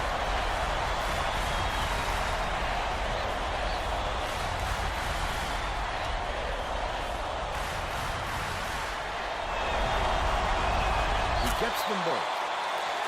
Bryant inbounds the ball. And to be honest, probably the last Trinity dealing with Crawford 2K. raises up. Hits the tray. Because we have college hoops They took a 2K8 6-point lead. and NBA 2K8, all pro football 2K8. Catches it outright. Guess the only thing missing is hockey, but I think 1:29 left in the first half. NHL already had the contract with EA Passes it to Sports. the right side. Top of the key. Good from downtown. They're up 13-6.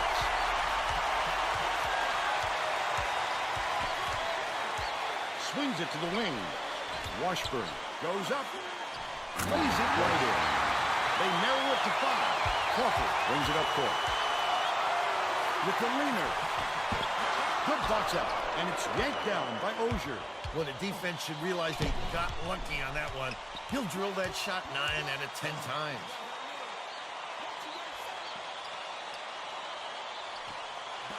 Dishes it to the stripe. Washburn gets it left side. That last basket was buried by Ozier. Terrific pass there. I love the way this fella dishes it out, Vern. 5-second differential between the shot clock and the game clock. Pass, high post. Leads him in. Couldn't get the shot, but he was fouled and gets a trip to the line. Shooting 2.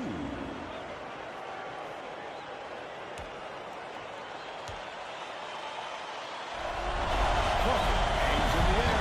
Both teams are making substitutions. Substitution. But I don't know, it's turning into it's getting there with a good game.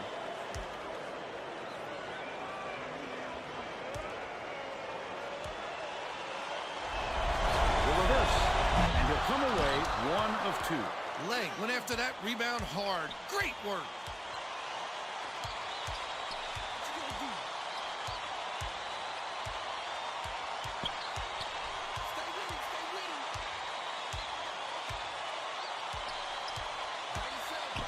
Dickerson launches one from beyond the arc.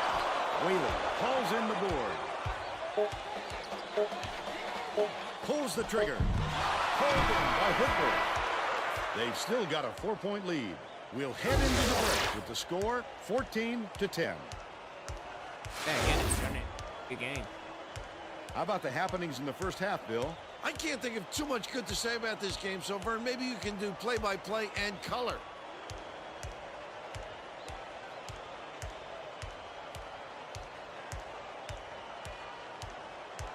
And now it's time to show you our player of the half. Bill? Crawford has been lights out from the floor, Vern. It must feel like he's thrown the ball in the ocean. Every shot he takes goes through, and he looks absolutely unstoppable.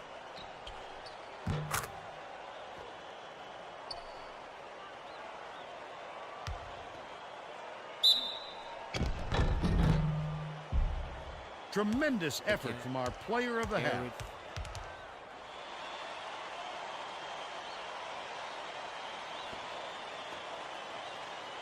Email? Whitworth inbounds it to start the second half.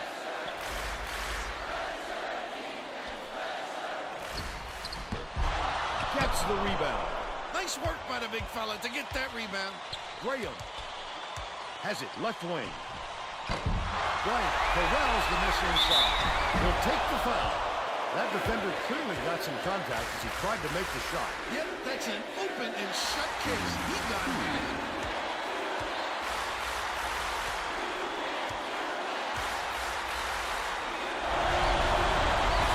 He can't get the first.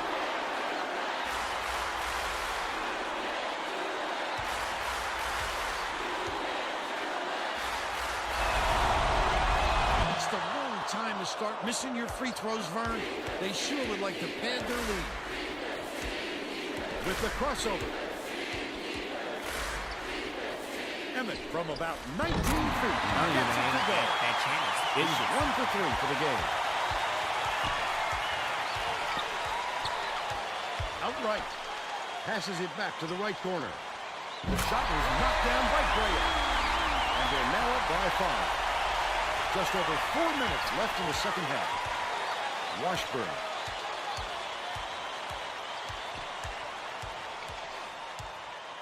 Passes it to the left. Unloads. Good tight defense there. It was missed by Whitworth. It's one-on-one. Lely went after that rebound hard. Great work. Whitworth inbounds the ball. Westall starts. Yeah, I'm with gonna some spend, difficulties. oh boy, yeah, I'm gonna get my sound bites back. The way that it's going. So that's good. Washburn. Has it left wing. Emmett lets it go. Trifecta. But they're still behind by 4. Like West is They've got trying their to make a defense comeback. and it's been a minute.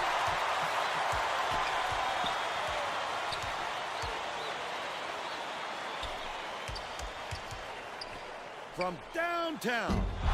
Pulled down inside by Whaley. Right around 3 minutes left in the second half. Right wing. Dumps it to the inside. Emmett busts it up. Good look by Catley. And they're now behind by 4. Graham passes way downfield. Well, let's get back to the action.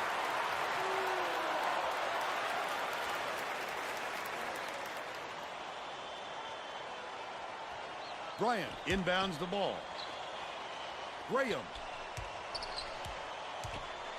Emmett gets the reach-in call. That's his first foul. Oh, you can't come across the body like that. That is a textbook reach.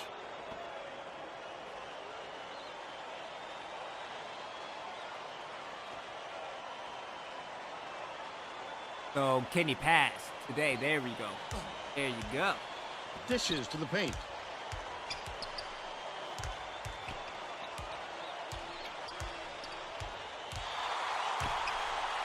Whaley catches it out left.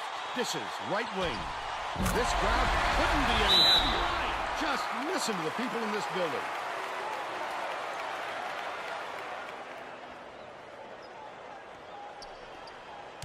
.221 left in the game.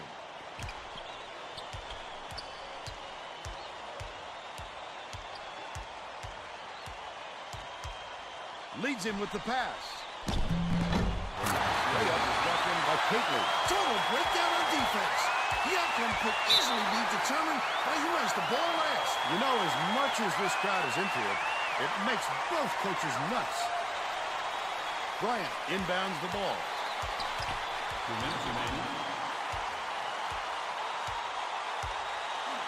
Draper. Hooks free, but it's recovered by Draper.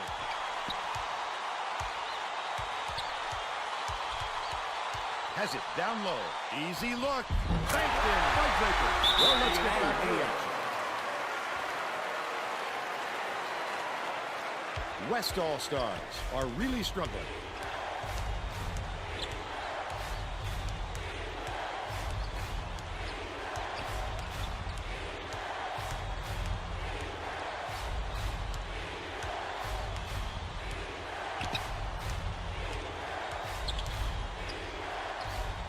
Beats it to the left wing. Washburn shoots it. Ball will land out of bounds after the errant shot.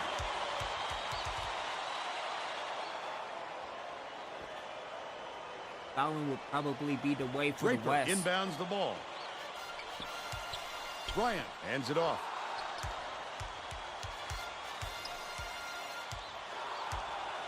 Whaley kicks it out to the right wing.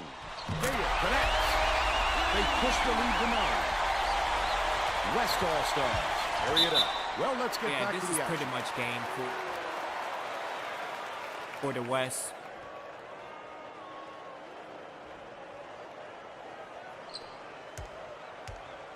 Takes a 3.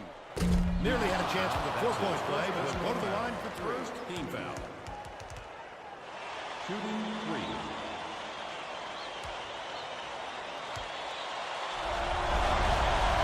Sinks the first of 3, and that brings them within 8.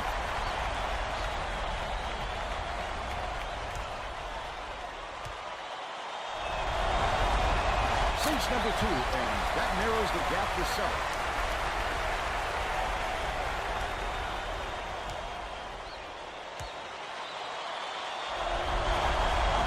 They absolutely believe that they still have work to do. Draper gets it Should have outside. took that shot. You were what? 6, 7 feet away? Graham catches it left wing.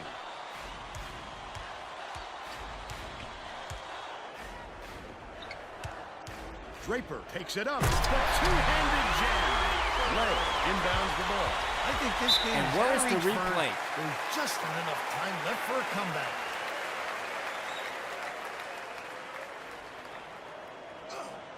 Emmett bounces it to the right block. Washburn has picked up his second foul. I can appreciate their willingness to keep battling, Vern, but I think it's too late to save the game. Fouling isn't going to do them any good anymore. Washburn just picked up his third foul of the game. Good foul there. They need the ball back as soon as possible.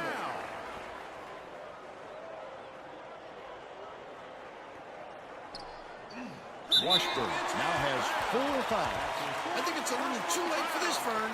They're just prolonging the agony by fouling because this game's out of reach.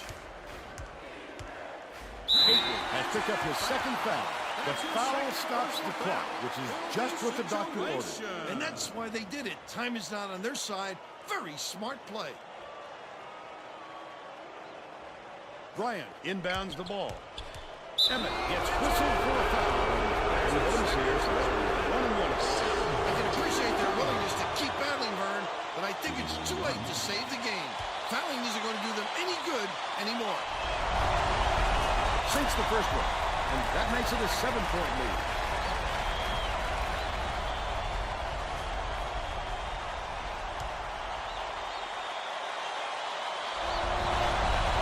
Gets the goal, and it's an 8-point ball game. West All-Stars bring it up the court. Well, it looks like they're getting set to inbound the ball. Yeah, this game is over. Washburn throws it up, grubs it in from beyond the arc.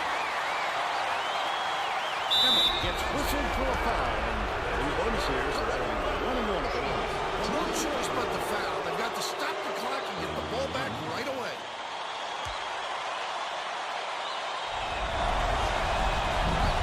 Sinks the first one, and that increases their lead to 6.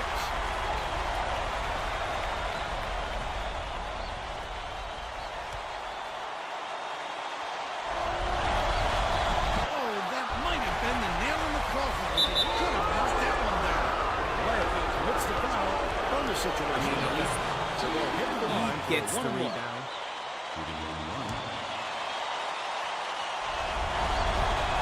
Gets the first. That makes it a 7-point lead.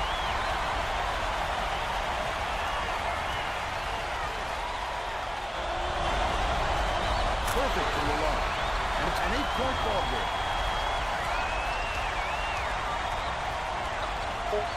Takes the shot. Buried from beyond the arc. Leg. Draper inbounds the ball. And that's all she wrote. The East defeats West All-Stars, 35 It's turned to into a 30. good game. Let's see who we have as our player of the game. Man with 9 points. 2 for 3 from 3-point range. That's really about it.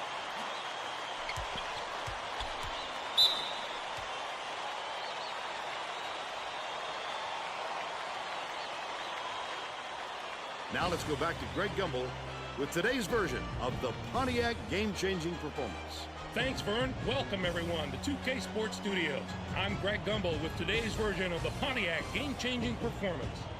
Getting into an offensive rhythm is a huge advantage for a team, and that played a factor in this game. The East High School All-Stars jumped off to a big run after knocking down this shot to take control of the game. With the energy and tempo from the run, they were able to parlay it into a victory. Thank you, Greg. This is Vern Lundquist for Tracy Wolfson and Bill Raftery. We hope you enjoyed this presentation of college hoops on 2K Sports.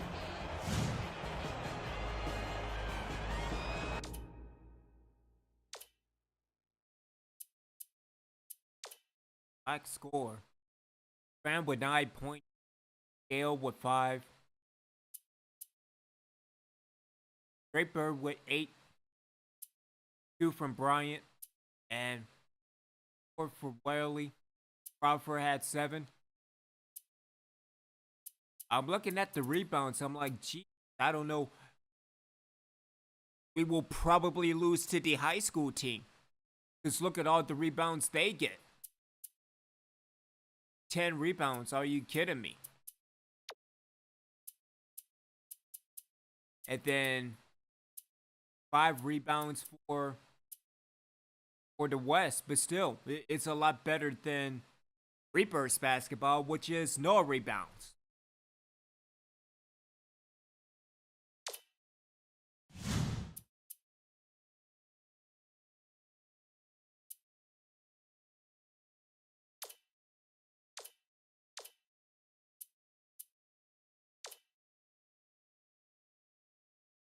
See, the offseason has started. You have 5 weeks to sign players to your team.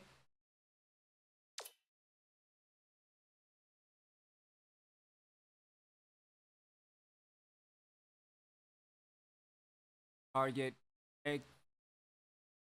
I'm with someone targetless. Got Douglas, got Dominic, hitting everybody. No, not Sims. Sutton's go. Not Hashkin. Gosh. All right. So the only 2 people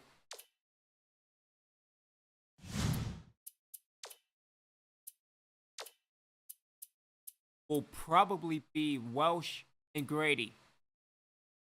Because you are right there.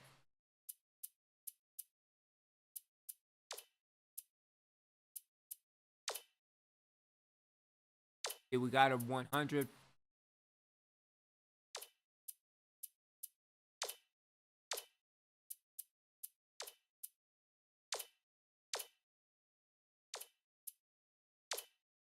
All right, so we have a 100% for Welsh.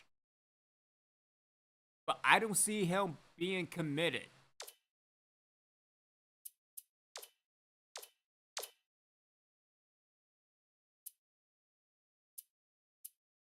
But I mean, a 2-star from Mobile, Alabama.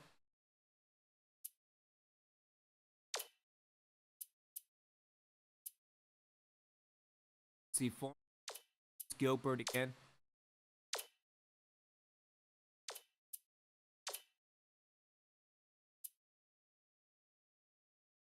Then let's see if we can get Razor.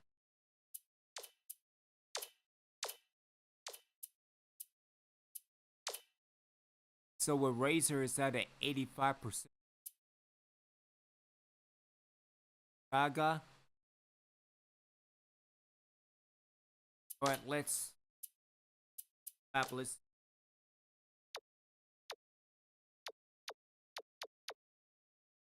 Oh, the world. And apparently there is nobody in the world that wants to come to DVT. I mean, rightfully so. I mean, and we're coming in 6 feet under.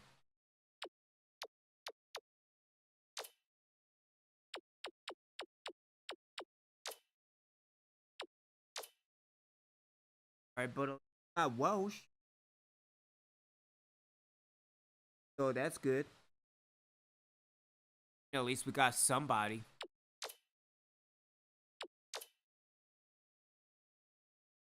Anything, so we will 80.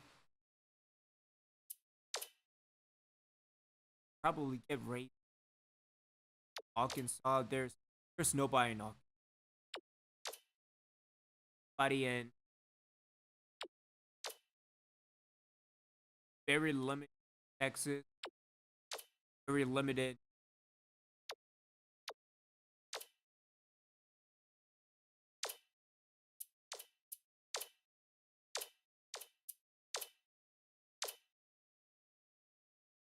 Not very limited in Kansas. And in Nebraska. see, Richard Lampkin.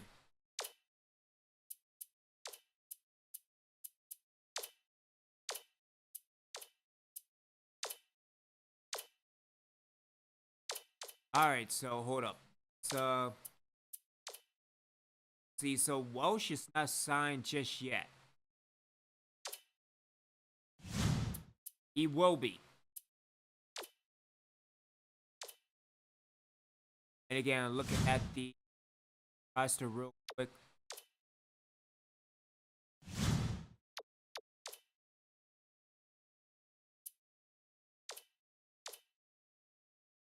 All right, so we have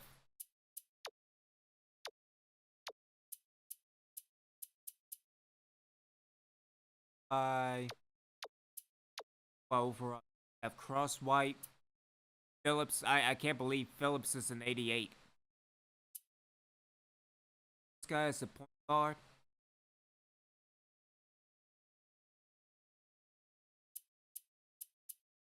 Is he a? That's what I wanted.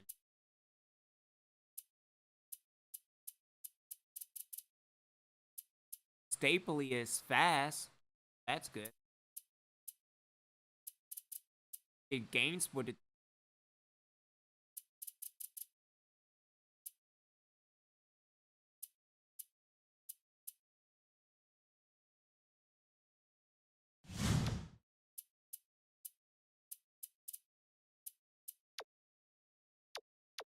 So we have 5 centers, 3 power forwards, 2 point guards, 4 small forwards, and 2 shooting guards. If anything, we could probably Cannon to a shooting guard.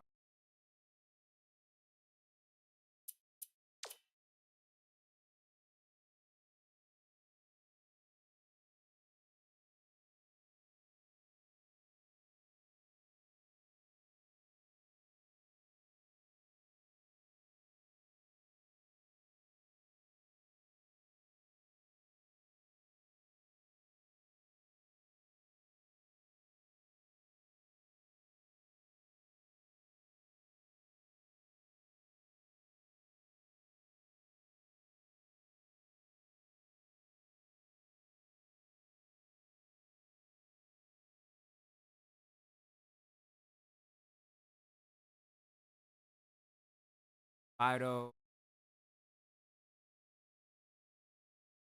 Alright, there we go. Alright, so let's move him to a shooting guard.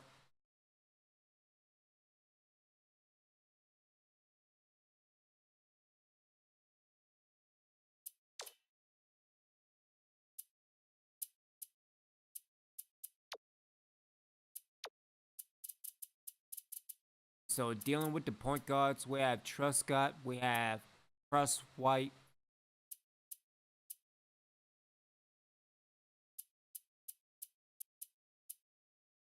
Who else can we?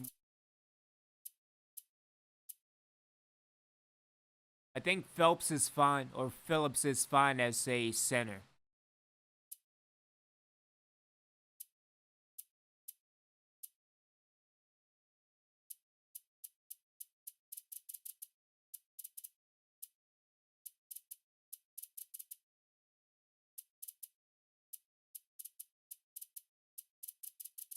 If anything, I think we could probably move.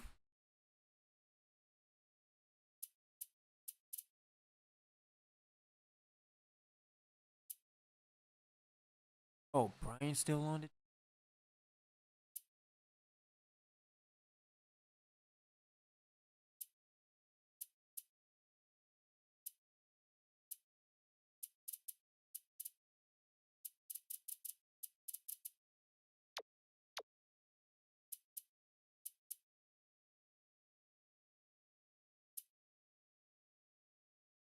I think Bates will probably be hard.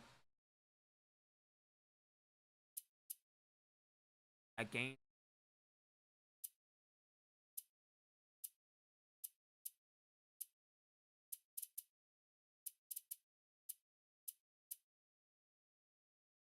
If anything, I think he will probably be at, especially at 6'6".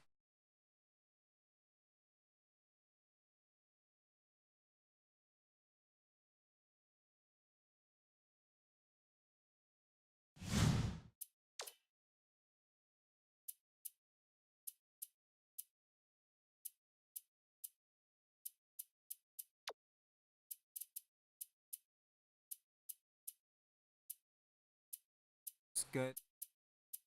We got Russ White.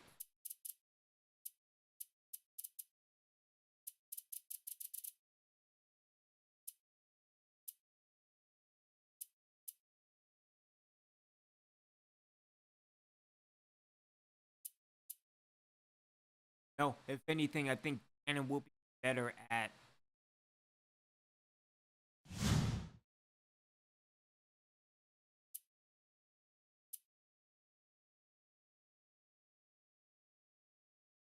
anything. Cannon might be good at power forward.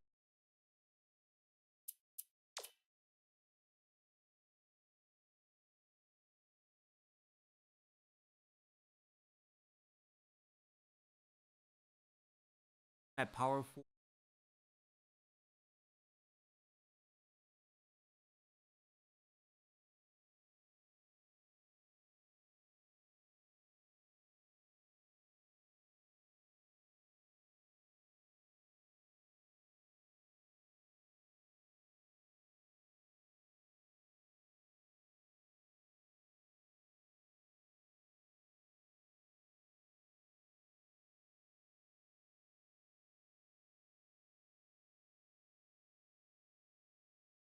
See,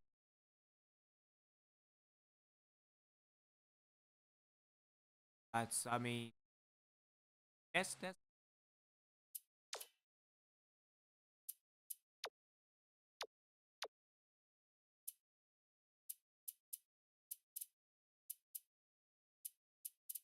anything. We could probably go 2-2. Bates Gaines as the shooting guard, and have Trust Gut and Russ White as the point guards. I mean, that's fine. But they'll have to look at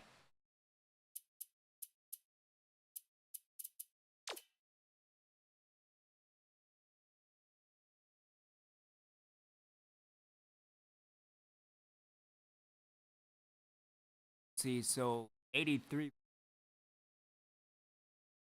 close at 83, medium at 84.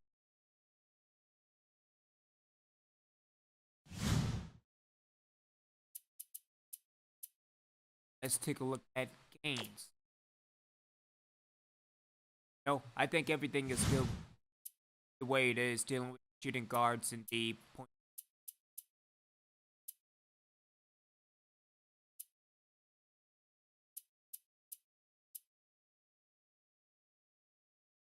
So dealing with the centers, and again, we have a lot of them.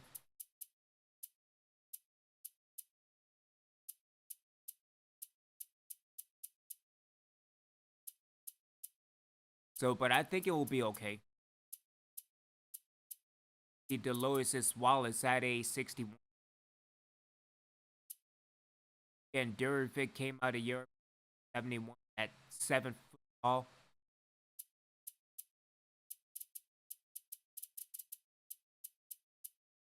See Cannon as the power forward.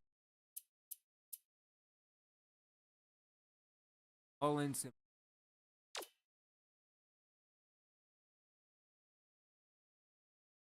Wait, he's a 9?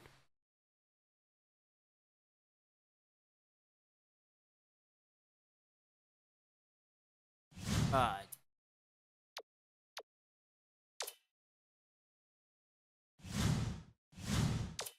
Alright, so let's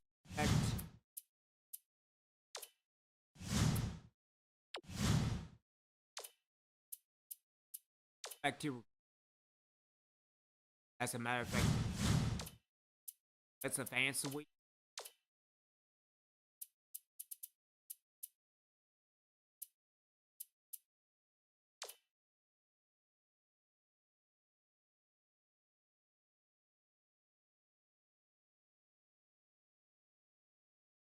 All right, so Davenport has signed with somebody else.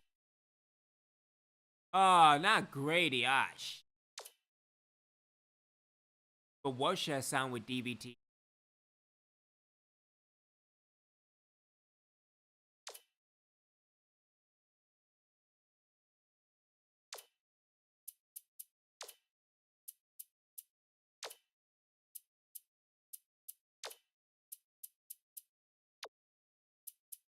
All right, so Vince Welsh is signed with DBT. Again, we have to look at his stats. Again, let's focus on Razor. And we got ready to go to.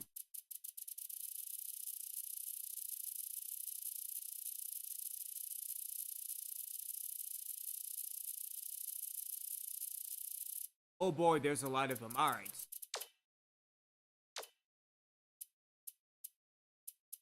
So let's focus.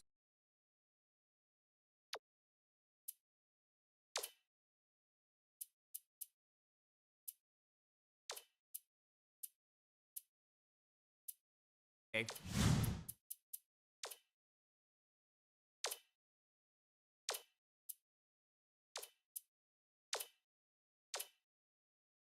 Yeah, I think Gilbert will probably be.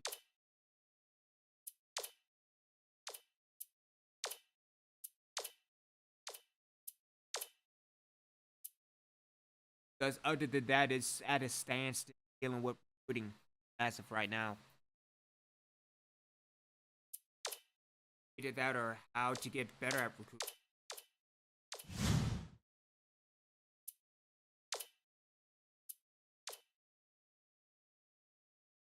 Yep. Got Vince Welsh out of Mobile, Alabama. Maybe shoot. That's when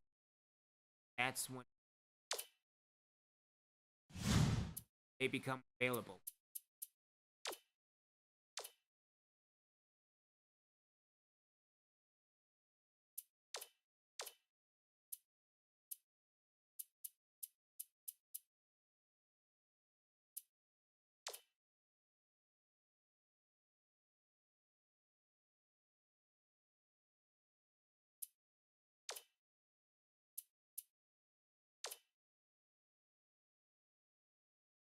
Oh, look at that. Razor has signed with Deep.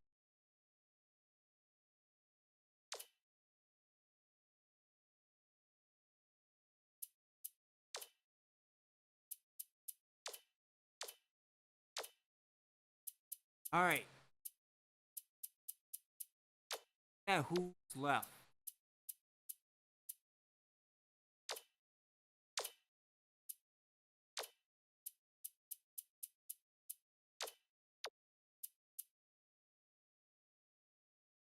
The Marvin Das out of Memphis, Tennessee.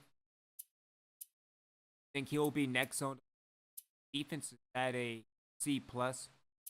Razor is at a B, so and at 6'6", he could be the next power forward, small forward rather.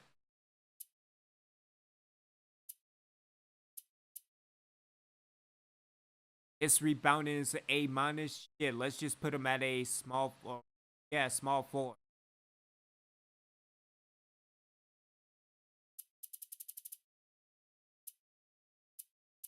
All right, so let's look at Marvin Das.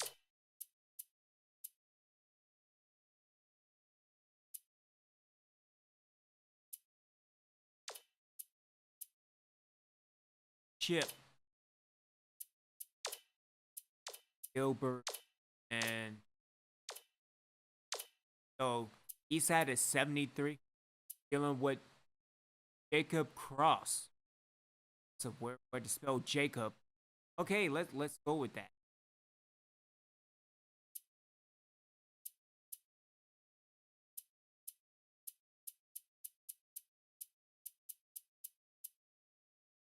Hey, you know what?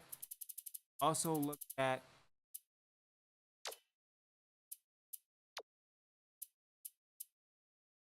because I know nobody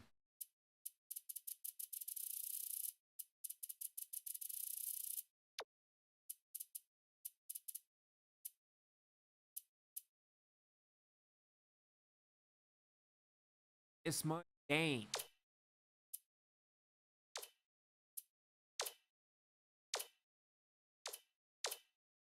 And then let's also take at Justin Malaman.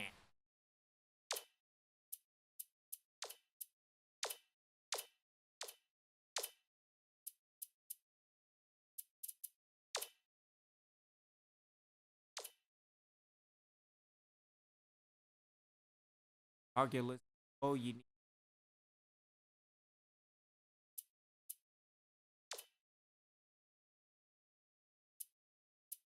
Oh, I know what it.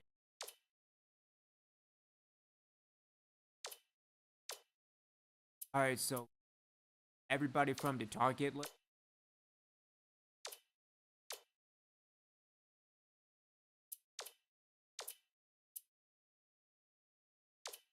I totally forgot about the target list. I mean, I know it's there, but still.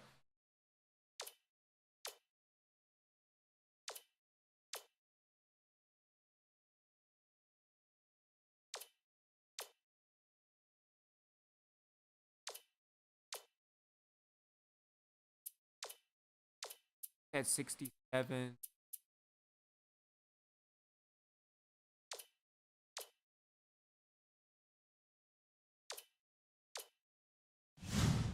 All right, so add him to the target list.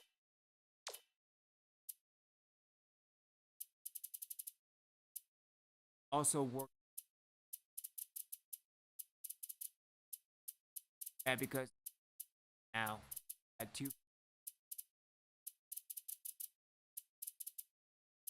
5 8. Lamp get but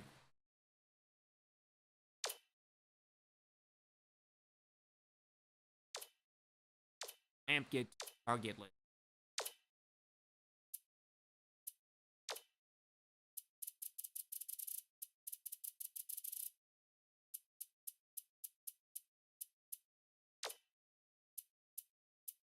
All right, so we have DOS, we have DOS, Cross, French, guy. Add him to.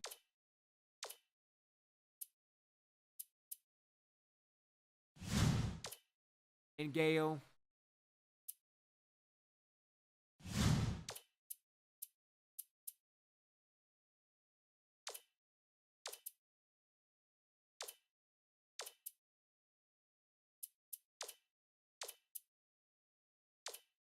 See, let's add everybody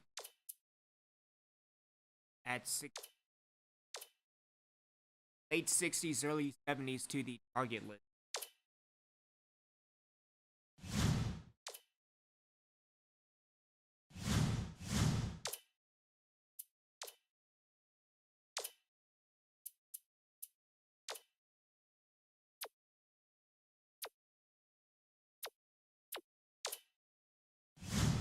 My thing is what target.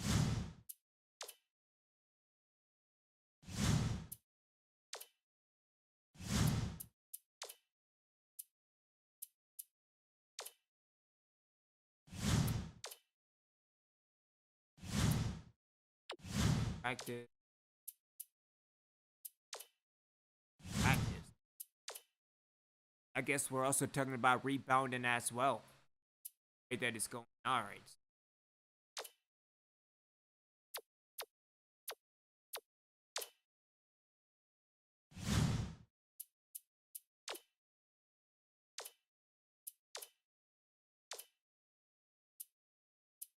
So let's move next week.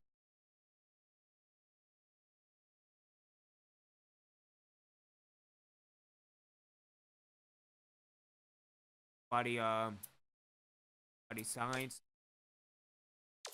That's a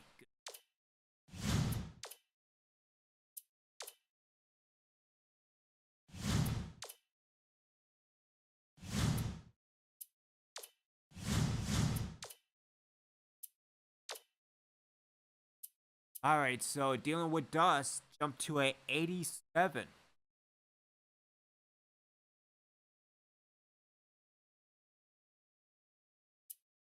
So if anything, we could probably get Doss.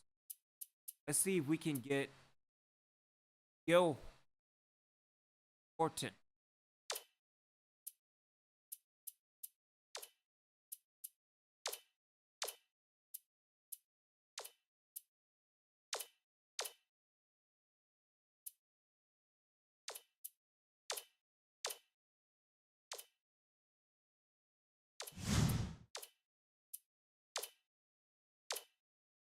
Boy, that came fast. As he jumped from like a 72 to a 83, just like that.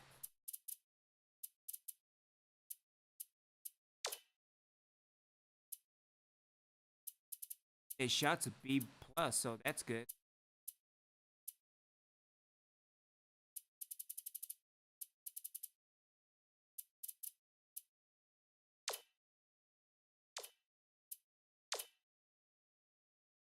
Doss jumped to 8. Dealing with French. He's at an 82. 81 for Cross. Yeah, I think we need to fire Reeves.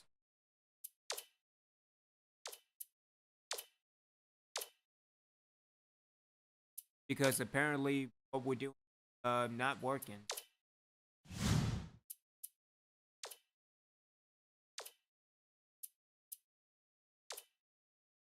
Alright, so heading to the last week.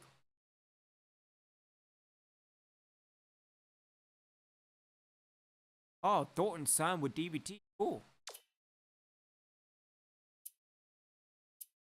Alright, heading to the final week.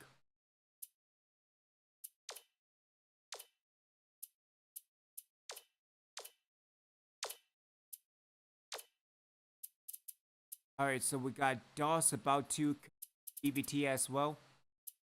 Stevens at a C plus, so that's that athleticism C plus. Oh yeah, if Razor is as good as he thinks he is, again, at rebounding at an A minus, yeah, he will be dangerous. Year number 4. So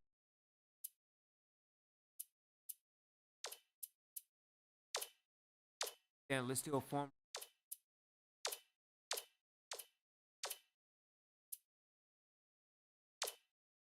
Let's request the game tape.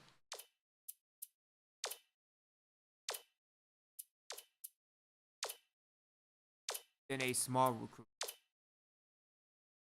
That brings a 91. Again with Ferguson. Yeah, I think when in doubt, give everything to Gilbert.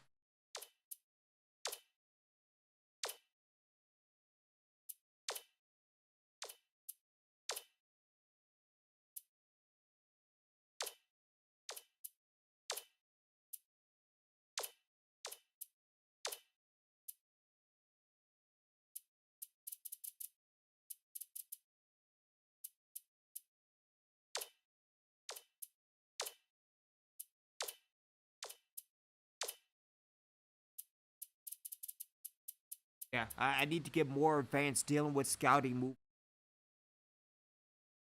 Yeah, hopefully in the last week, I know we're probably going to get Doss. And maybe French.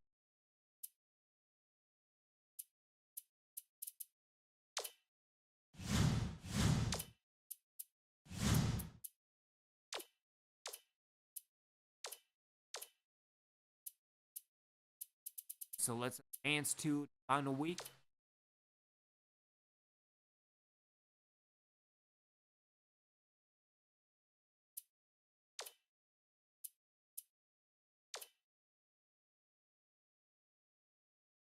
Need to sign a season.